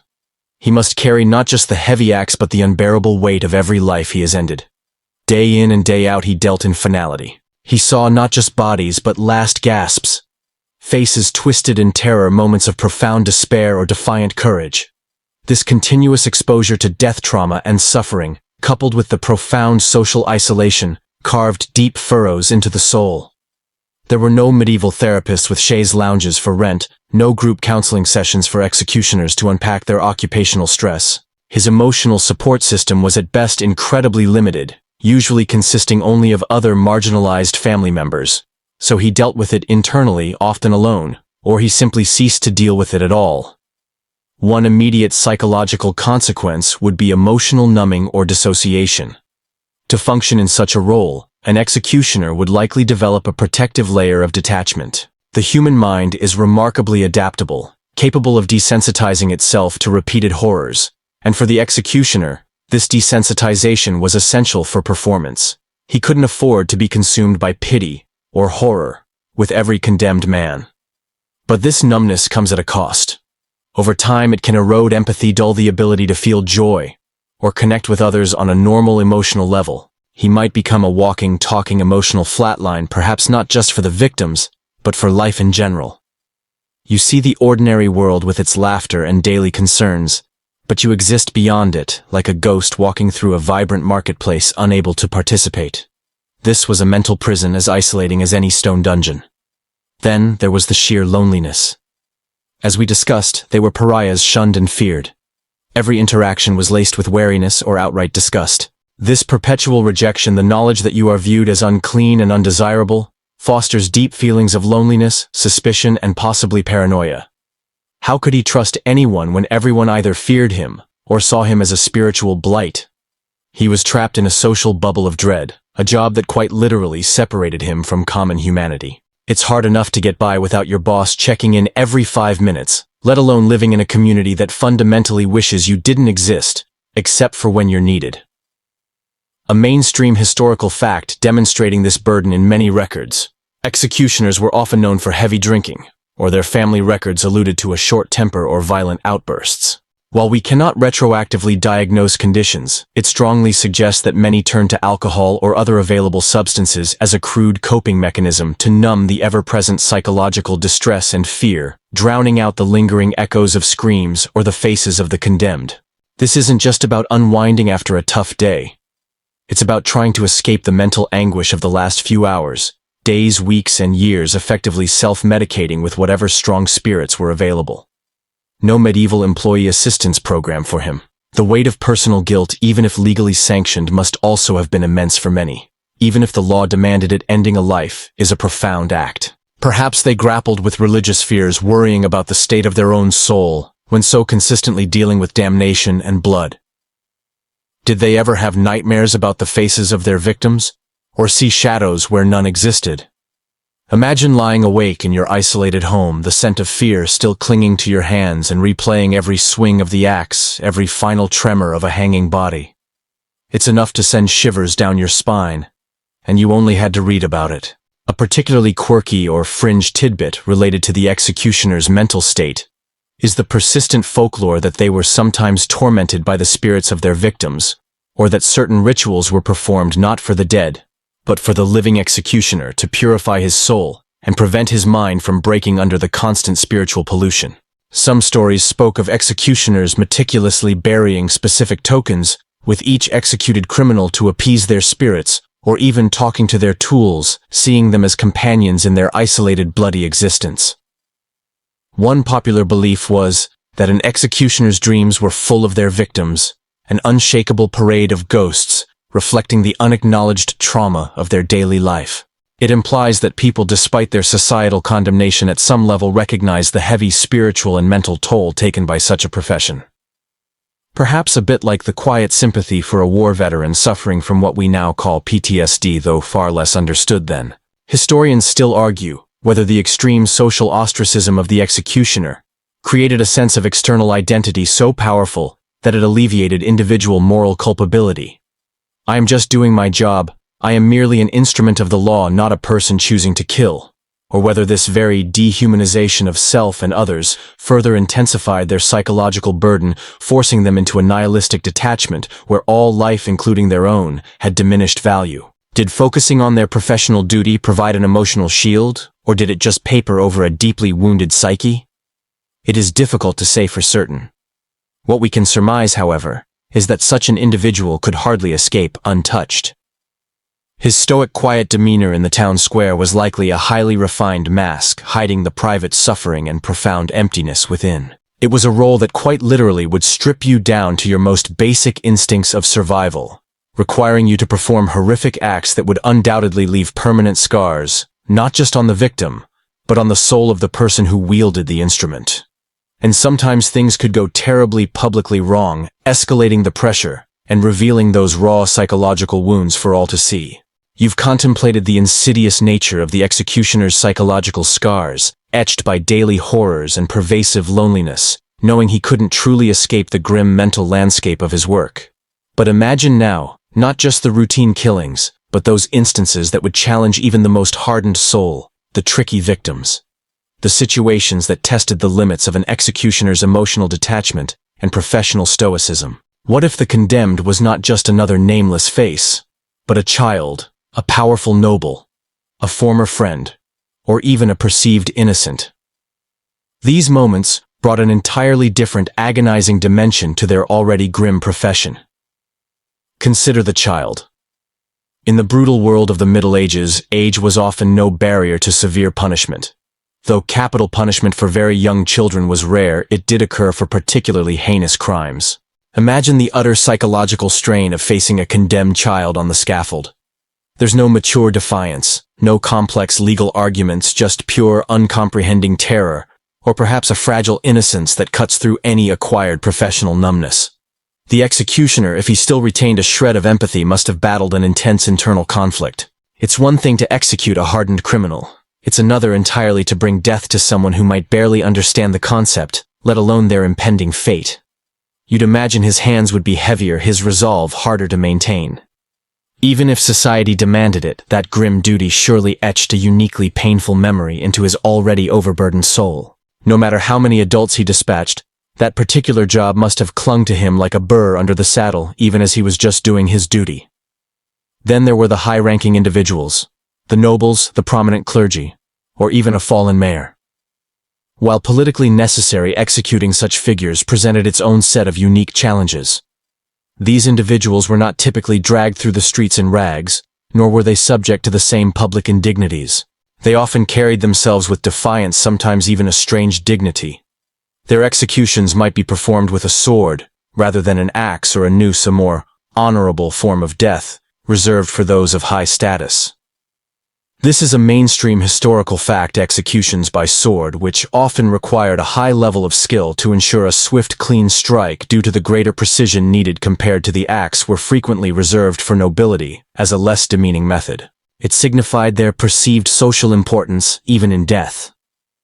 An executioner would often take pride in delivering a clean blow to a noble, a sign of their expertise and respect for the individual's station, even as they brought about their downfall. This elevated form of killing might have even brought a bizarre form of temporary prestige to the executioner's skills. It's almost like being the assigned caterer for a fancy banquet, except the main course is the guest of honor and the cutlery is very, very sharp. And what about executing a former friend, a neighbor, or someone you once knew and respected? Perhaps someone you had shared a pint with at a less discerning tavern before their terrible turn. Imagine looking into eyes that might once have met yours in shared laughter, and now knowing your hand is the one to bring the final darkness. This would have shattered the detachment, injecting a brutal dose of personal anguish into a job meant to be coldly impersonal. Even a man utterly steeped in death must feel a visceral twinge, a shattering of the professional facade, when the line between stranger and acquaintance blurs so terribly on the scaffold. You can practice all the disassociation you want, but it's hard to emotionally flatline someone you shared a laugh with even years ago. Then there's the question of innocence. In a system without rigorous modern forensics appeals or widespread fair trial procedures, sometimes individuals might be condemned on flimsy evidence or political machination. While the executioner was merely an instrument of the law, a crucial fringe tidbit indicates that folk legends and ballads sometimes depicted executioners suffering greatly if they believed the condemned was innocent. Tales existed of executioners falling ill, being haunted, or having their axes refuse to work if they suspected the judgment was unjust. While these are likely exaggerations, they point to a communal acknowledgement that the executioner himself was a human being potentially wrestling with a terrible moral dilemma and a sense of responsibility beyond simple mechanical duty. You'd probably see a small subtle tremor in his hand, perhaps, or a lingering pause before the strike if he genuinely doubted the man or woman before him. Think of the modern equivalent of having to fire someone from their dream job when you know they were innocent of the alleged misconduct. A difficult conversation to say the least, but add in the ultimate finality, and it's 100 times worse.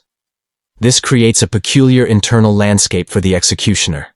On one hand, he had to perform his duties without question or hesitation to remain employed and ensure swift justice. On the other, the persistent flicker of his own humanity must have at times shone through the cracks in his hardened shell. It's a conflict that could only lead to more profound isolation and psychological turmoil, driving him deeper into his own silence. He became the receptacle of society's harshest judgment, but also the unwilling witness to its occasional tragic injustices. Historians still argue whether instances of executioners showing specific leniency, such as making the death swifter, or delivering the fatal blow first for a relative, or expressions of remorse, truly reflect an ethical stance on the part of the executioner, or if these gestures were merely pragmatic ways to avoid social outcry, or perhaps ease their own consciences in a world where moral complexity rarely took precedence over strict obedience to authority. Were these actions born of compassion, or was it a survival mechanism to preserve what little spiritual peace they might still possess? Regardless, such situations reveal the multifaceted human element underlying a role so often seen as simply brutal and robotic. When his duty put him in such personally compromising positions, even the most detached individual would find their mettle tested.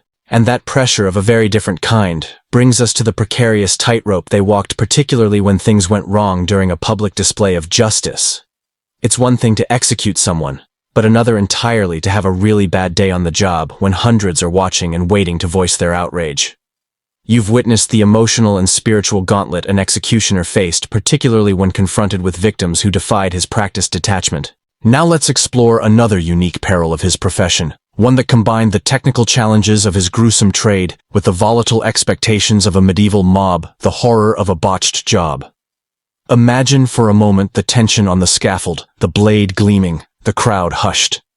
Now envision the unthinkable, a misstep, a clumsy stroke, a snapped rope, or a faulty gallows. The immediate aftermath wasn't just a grim inconvenience for the executioner. It could trigger chaos, public outrage, and even threaten his own life. This wasn't just a bad day at the office.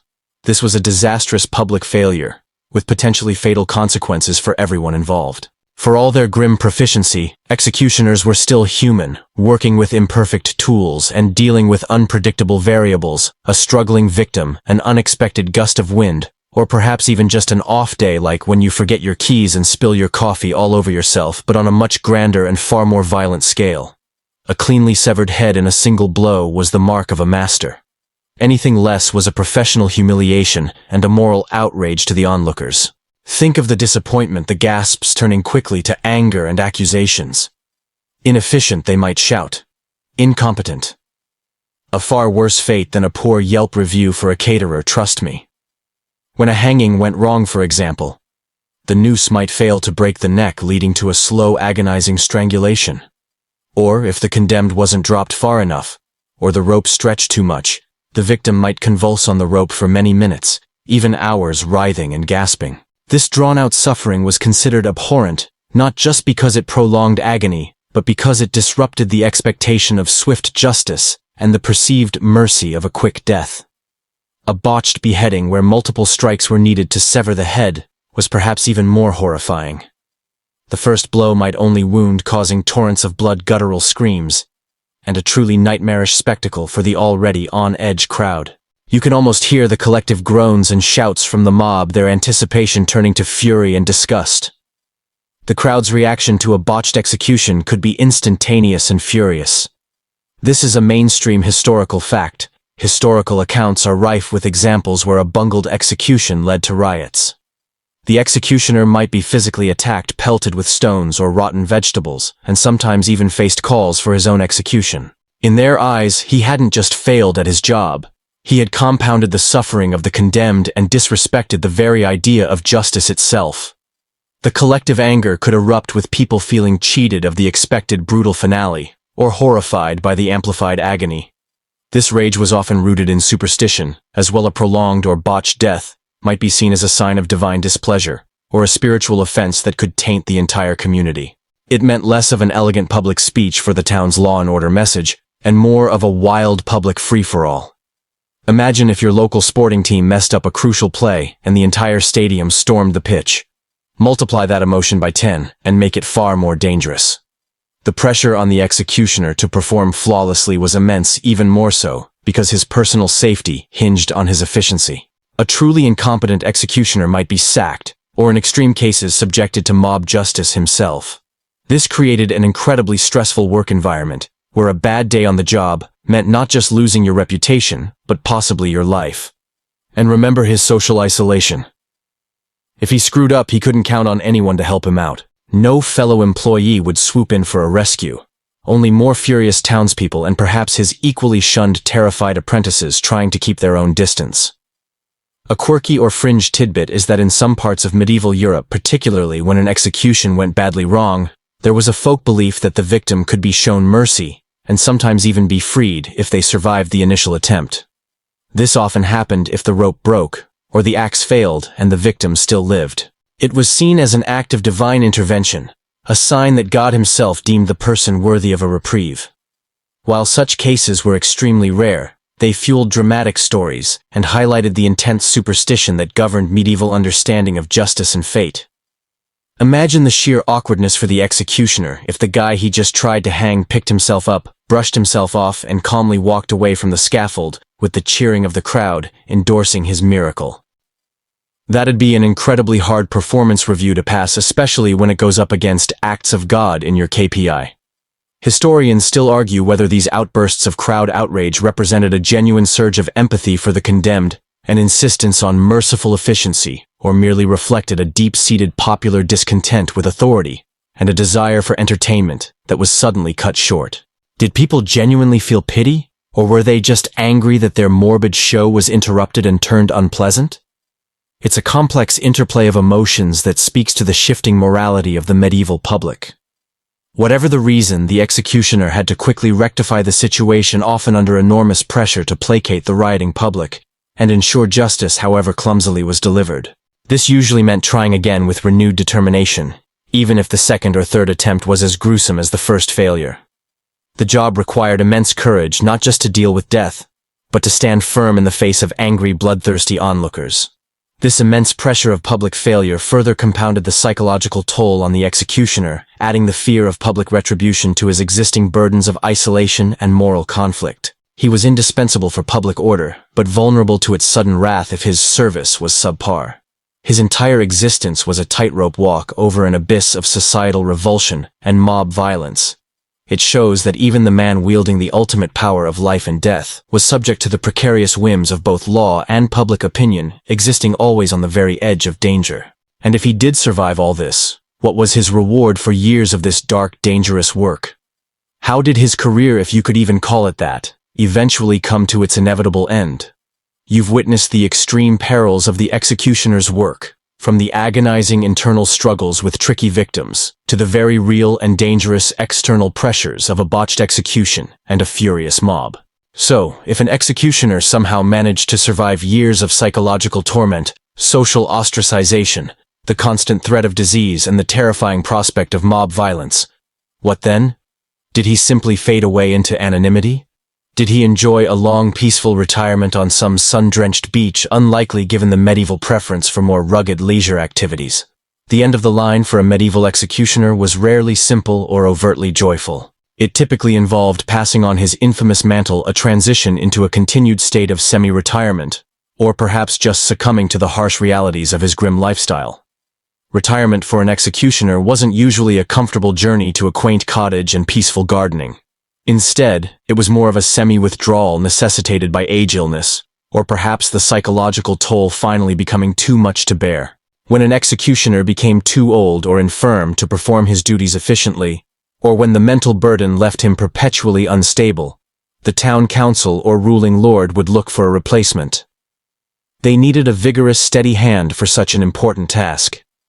His retirement usually meant the continuation of some form of financial support, sometimes in the form of a small pension or continued occupancy of his secluded dwelling, but the core work would cease. Think of it as being honorably discharged from the military. But the military in question was constantly at war, and everyone around you viewed your past occupation with fear and disgust. The respect for your service didn't exactly translate into a ticker tape parade or a prime table at the local tavern. The most common method for replacing a retired executioner was through direct succession, ideally by one of his sons already familiar with the trade. This hereditary passing of the office ensured continuity of skills and knowledge. We touched on this during our discussion of the grim apprenticeship. A son having grown up watching his father handling the tools and assisting with the less savory chores would be the natural heir. It was a well-oiled or perhaps well-oiled in a disturbing way machine for succession. This method minimized disruptions to the town's legal system and meant they didn't have to search far for someone both skilled and crucially willing to take on such a despised role. The young blood, however, was stepping into shoes that would inevitably acquire the same indelible stains. If no son was available or willing, the task of finding a new executioner became more complex. The town might search for an apprentice who had learned the trade from another executioner in a different town, a foreigner to their community. Sometimes, in desperate circumstances, they might even press a pardoned criminal into service, as discussed earlier. A notorious felon, perhaps facing the gallows themselves, might be offered a last-minute reprieve on the condition that they pick up the axe instead of facing it. This created a macabre form of community service, where their past sins effectively qualified them for society's dirtiest job. Imagine facing two options: death, or the constant smell of other people's dying breath and animal offal. It puts your daily commute into perspective, doesn't it? This specific method of sourcing a new executioner is a fascinating mainstream historical fact that highlights the desperate need for such a professional, combined with society's profound aversion to the role itself. A unique fringe tidbit concerns the symbolic transfer of power and duty. When a new executioner took over from an old one, sometimes a public ceremony would take place where the outgoing executioner would literally hand over his tools, often a highly revered or infamous axe, to the incoming one. This ritual, while rare, symbolically connected the old and new, passing on not just a professional legacy, but also, in the eyes of the superstitious, the spiritual burden and the particular virtue or taint associated with that lineage of office. It would be less like signing papers at a desk, and more like passing a cursed sword imbued with the echoes of centuries of grim work.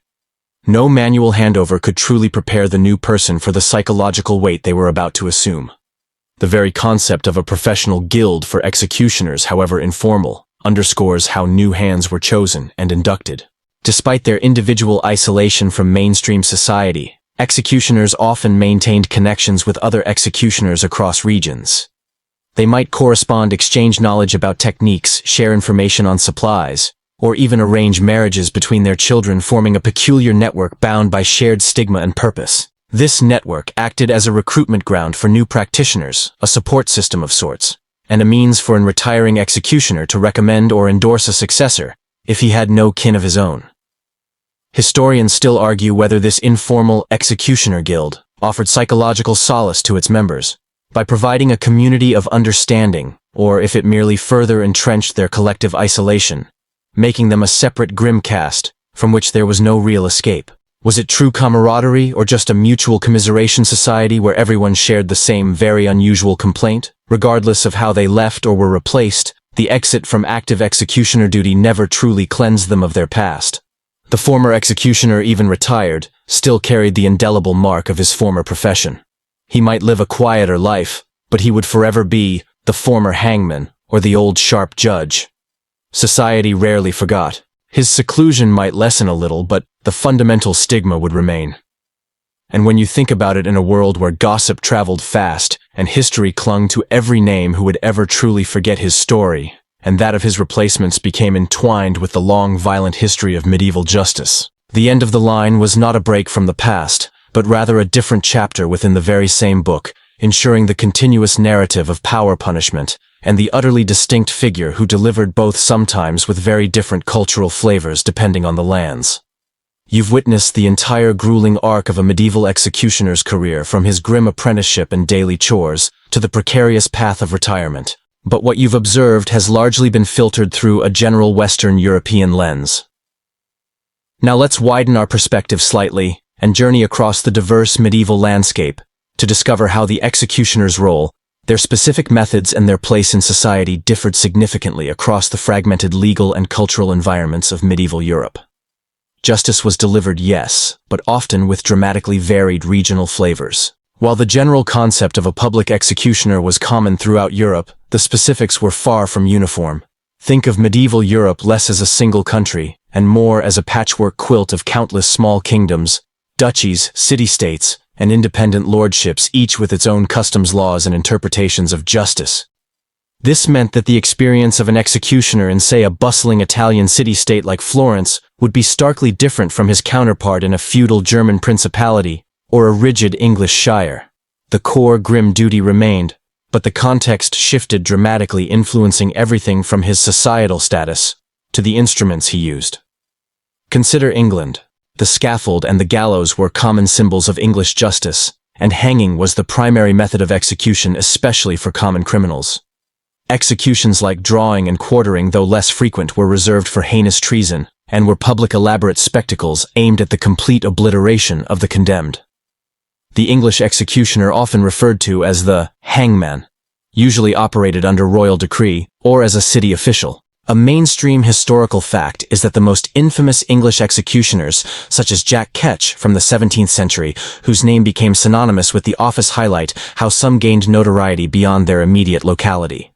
They were perhaps more focused on the rope and axe, without the extensive additional unclean duties that might fall upon their Germanic counterparts. Cross over to the Germanic Holy Roman Empire, a fragmented realm of hundreds of small states, and the executioner's role often included a far broader array of responsibilities, sometimes even becoming semi-official torturers, fleshers, knackers, and, as we saw, healers.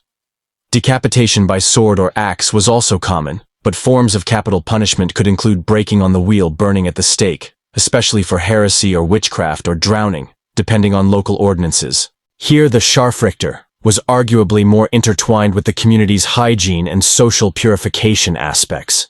Their societal ostracization was often more explicit and formally enshrined in local law, such as requirements for segregated housing or limits on social interaction. It's like some parts of Europe viewed the executioner as just a functionary, while others elevated them to a literal pollution sponge for the whole town. In Italy particularly, the wealthy city-state's justice could be delivered with an almost artistic flourish. Beheadings by sword were favored, and sometimes executioners used elaborate machinery like the mannaia, an early form of guillotine, for noble condemnations. While the societal stigma still existed, the overall emphasis might have been on a display of powerful, almost civilized justice, emphasizing swiftness and efficiency. Executioners sometimes received better pay due to the wealth of the city-states. Spain and Portugal, steeped in Catholic fervor, might integrate strong religious rites into their executions, and methods could include garroting or burning at the stake, particularly during the Spanish Inquisition for heresy. This reflects the intense fusion of religious and secular power. A quirky or fringe tidbit demonstrating regional differences is the bizarre methods sometimes employed for dealing with animal criminals in certain regions. In places like France and Switzerland, pigs, cows, and even insects could be formally prosecuted in a court of law, found guilty, and subsequently executed by the town executioner, often for offenses like murder, e.g., a pig attacking a child or damaging crops. Imagine having execute one rogue pig on your daily task list. This reveals the highly superstitious and often peculiar judicial landscape across medieval Europe, giving the executioner an even wider array of unusual targets for his skills. Truly, every animal in town would know his face, and his bacon-free existence. The status of the executioner could also vary greatly. In some regions they were explicitly listed among dishonorable trades and lived under constant suspicion and ostracism. In others, particularly when their services were seen as more technical or administrative, like those running state torture chambers for very specific uses, they might have been somewhat higher in official standing, though still not fully embraced by general society. Historians still argue whether the varied social status of the executioner across different European regions points to fundamental differences in how societies conceptualize justice and impurity, or if it merely reflects minor adaptations to localized economic or social conditions. Did some cultures intrinsically fear death dealers more than others? Or was it just a matter of who needed them for more than one job? What becomes clear is that despite the regional variations, one constant remained: the medieval executioner, regardless of location, was an essential figure who held immense terrifying power. They embodied the harsh realities of law, served as a potent deterrent, and lived a life perpetually separate and distinct from the norm. These local nuances also highlight how for centuries, the role of the executioner remained fixed within a society that was changing and evolving around them. But the world was indeed changing, and slowly surely the very necessity for public spectacles of justice, and thus for the executioner, began to fade. It wasn't an overnight thing, but rather a slow societal shift that gradually imperceptibly started to alter the very landscape of punishment and crime. We've examined how the executioner lived, and how his counterparts worked elsewhere. But now what actually happened when the curtain metaphorically started to fall on their grim theater? You've surveyed the diverse stages upon which the medieval executioner performed his gruesome duties across Europe, recognizing that while the customs varied, the core of their profession remained stubbornly rooted in fear and social exclusion. But even the most entrenched of traditions eventually yield to the slow, relentless grind of societal change. As the medieval era gave way to the early modern period and then pushed toward the Enlightenment, the very idea of justice began a gradual, almost imperceptible shift. This transition ultimately led to the decline of the grand public spectacle of executions and consequently diminished the infamous and unique role of the executioner, slowly pulling the curtains down on their grim theater. The factors driving this decline were complex, multifaceted, and unfolded over centuries, not years. It wasn't one single eureka moment where a king woke up and decided, you know what, public decapitations are just gauche. Rather, it was a confluence of evolving legal philosophies, changing religious sentiments, new forms of governmental control, and a subtle but powerful shift in public morality. Slowly, the focus began to move away from purely retributive and physically painful punishment towards a system that aimed for correction, imprisonment, or at the very least a more controlled and private form of justice. It was like switching from a highly theatrical, improvisational play to a tightly scripted off-Broadway production behind closed doors. Less public drama, more efficient closure. One of the significant drivers was the emerging Enlightenment ideals. Philosophers like Cesare Beccaria argued passionately against torture and public executions, advocating for punishments that were more proportionate to the crime, swifter, and crucially administered privately. They argued that constant exposure to brutality could desensitize the public rather than deter them, potentially fostering violence rather than quelling it. The argument went, if you're trying to show people how bad violence is, maybe don't make them all come together to watch the bloodiest show in town every other Tuesday. This intellectual shift started to chip away at the very foundations of the public spectacle, suggesting that it was perhaps counterproductive, or simply uncivilized for a progressively enlightened society. It's hard to make a point about humanity while you're disemboweling someone in the town square. Another major shift was in the very nature of deterrence. Authorities began to realize that the fear inspired by public executions often turned into fascination or worse riots, as we discussed with botched jobs. Some believed that the very notoriety of public punishment could create martyrs or local legends out of criminals, especially those who maintained their defiance to the end. The dramatic last words you saw given to the condemned, once a cornerstone of justice, could instead become a platform for insurrectionary speeches or defiant acts challenging the very authority the spectacle was designed to uphold. Thus, the emphasis began to shift towards creating fear of the law, not just fear of the specific spectacle. For instance, the infamous Newgate Calendar in England popularized the idea of showing criminals incarcerated and repentant before execution, making a more moral example rather than a purely physical one. It was a PR makeover for the judicial system. Simultaneously, states and nations began to centralize their power, and with that, their legal systems. This meant less local autonomy for individual town councils and lords, and more standardized judicial processes managed by larger bureaucracies. These centralized systems found public executions messy, unpredictable, and sometimes, well, a little too much public engagement for their liking. Private executions within the walls of a prison offered control, minimized public outcry, and prevented spontaneous disturbances. It was just more efficient, less prone to human error, and less prone to turning into an episode of medieval America's Got Talent, where the talent was usually a truly horrific and loud ending. This shift towards more controlled and bureaucratic methods is a mainstream historical fact that greatly contributed to the decline of the executioner's very public role, often transforming him into a state functionary within a prison hidden from public view. As the age of reason gained traction, there was also a gradual decline in some of the more elaborate and brutally torturous forms of punishment. While punishments remained harsh, the extreme mutilations, public brandings, and the breaking on the wheel became less common, or were abolished outright in some areas.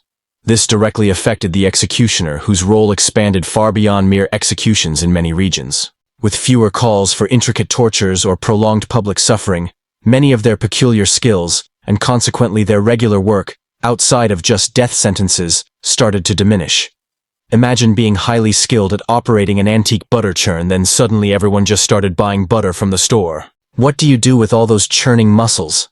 A quirky or fringe tidbit of this transition was that sometimes towns would commission retirement paintings for their aging public gallows, or even create elaborate mock-ups of former executions in civic squares, not to continue the practice, but to serve as a reminder of the good old days of strict justice. These sometimes whimsical or even macabre commemorative objects show how a generation that had grown up with public executions often felt a strange nostalgia or fascination for them, even as their social acceptance waned. It's almost like people looking back fondly on floppy disks, knowing they were clunky but essential for their time. But a very, very different type of floppy disk. Historians still argue whether the decline of public executions was truly driven by a new wave of humanitarian ideals and a burgeoning empathy for the condemned, or if it was simply a more pragmatic response by authorities seeking greater control, efficiency, and a way to avoid public unrest associated with the spectacle. Was it genuine progress, or just better crowd management? The shift is fascinating in that it hints at the very early foundations of our modern justice system, which seeks to be humane and consistent, though rarely publicly transparent in its most extreme forms. As public executions became less frequent, then disappeared altogether from many city centers, replaced by quieter, more controlled events behind prison walls, or simply abolished for lesser crimes, the executioner's infamous position began to crumble. He might transform into a prison official, a private state employee, losing his theatrical stage and his terrifying visibility. The gallows eventually became museum pieces or vanished entirely. His unique house on the outskirts of town might find new occupants, or simply fall into disrepair, no longer carrying the ominous weight of its past. His terrifying shadow shortened and eventually disappeared, relegated to history books and folklore. The fear of the executioner wasn't gone, but it had certainly been privatized. This gradual fading from fearsome public figure to forgotten state employee truly brought to a close a chilling chapter in the story of justice. You've watched the theatrical spectacle of medieval justice slowly dim, fading from public squares into the somber anonymity of prison walls. This slow shift towards a more private and rational approach to punishment truly marked the beginning of the end for the executioner as the universally recognized terrifying public figure we've come to know. However, even as their theatrical stage disappeared, they didn't vanish overnight. Instead, their role transformed, diminished, and eventually gave way to a justice system that for all its modernities still grapples with the inherent paradox of a society's right to take a life. For centuries, the medieval executioner or scharfrichter, or hangman, had been more than just a man who carried out sentences. He was an institution. He was the literal embodiment of the state's absolute power, the grim reification of divine judgment, and the ever-present specter of what awaited those who strayed. He held a specific terrifying niche in society, serving a purpose that transcended mere functionality and delved into the realm of ritual symbolism and public education, albeit in the most brutal way imaginable. His life was a stark illustration of the saying, "The job makes the man." You didn't just do that job. You became it, absorbed its stigma, and wore its shadows. As we moved through the Renaissance and into the Enlightenment, and the principles of rationalism began to displace blind faith and crude public spectacle, the demand for such a symbolic ritualistic figure diminished. The very concept of cruel and unusual punishment began to take root in emerging legal codes. Methods like breaking on the wheel, drawing and quartering, or extensive public tortures, which had required very specific, almost artistic executioner skills, were phased out. Instead, simpler, more efficient methods like hanging and decapitation, eventually by standardized machines like the guillotine, gained prominence. This effectively mechanized the execution process, making the executioner less a skilled craftsman and more a standardized operator. The demand for highly specialized, nuanced brutality lessened. The societal stigma, too, gradually changed, though never fully disappearing. While executioners, or capital punishment officers as they became known in some places, continued to be separated and often discreetly housed away from the public eye, the sheer volume of negative social interaction diminished simply because they were no longer visible public figures. The daily acts of being shunned at market or denied entrance to common establishments became less frequent as their work shifted from public squares to the private high-walled confines of state prisons. This meant a lessening of their public ostracization, though their dark heritage still often clung to them like a faint scent. Mainstream historical fact: in many countries, the office of the professional executioner as a state-appointed public servant persisted into the 19th and even 20th centuries, though their role became increasingly administrative and less ritualistic. Figures like Charles-Henri Sanson in revolutionary France, whose family had been executioners for generations, or the long line of English hangmen such as the Pierrepont, were employees of the state working behind prison walls, their names known only to officialdom, and a few morbidly curious journalists, not the general public, who had once gathered by the thousands to watch them. This transformation highlights how the demand for the job didn't simply evaporate. It retreated from public view and transformed into a hidden, controlled bureaucratic function. No more gallows grub vendors outside their office. This gradual shift wasn't uniform across Europe either. Countries that retained the death penalty longer and more widely might still maintain specific lines of executioners for decades or even centuries after others abolished public executions. Some regions might even have retained more torturous elements longer due to political repression or resistance to Enlightenment ideals. This reflects the persistent, often violent undercurrents of European history. A quirky or fringe tidbit from this era of fading spectacle is the phenomenon of retired executioners, sometimes becoming local celebrities or even selling macabre memorabilia. Some would recount their experiences for a price, naturally to curious audiences, publishing ghost-written memoirs or selling trinkets like miniature nooses or blessed splinters from old gallows. Imagine the original true crime podcasts, but starring the very person who carried out the deeds. It's a testament to the enduring, if morbid, fascination the public held for their role, even as it was vanishing. Perhaps in their way, these former executioners were trying to finally reclaim a shred of human interaction and dignity, albeit through the very deeds that once isolated them. Historians still argue whether the decline of the traditional public executioner truly represents a societal move towards greater humanity and a rejection of public cruelty, or if it merely signifies a shift towards more civilized forms of state control, where violence was simply privatized and institutionalized away from sensitive public eyes rather than abolished. Was society genuinely growing kinder or just tidier in its methods of dispensing justice? The debate over the death penalty continues to this day, echoing some of these ancient questions about justice, mercy, and societal retribution. And so the curtains didn't come crashing down on the executioner, but slowly, almost mournfully, they receded into the shadows. The terrifying symbol of absolute power became a discrete instrument of the state, less seen, less known, but still an integral part of the justice system, for as long as capital punishment persisted. His distinct social, physical, and psychological world, a realm of ostracism and grim duty, eventually yielded to the changing tide of an emerging modernity.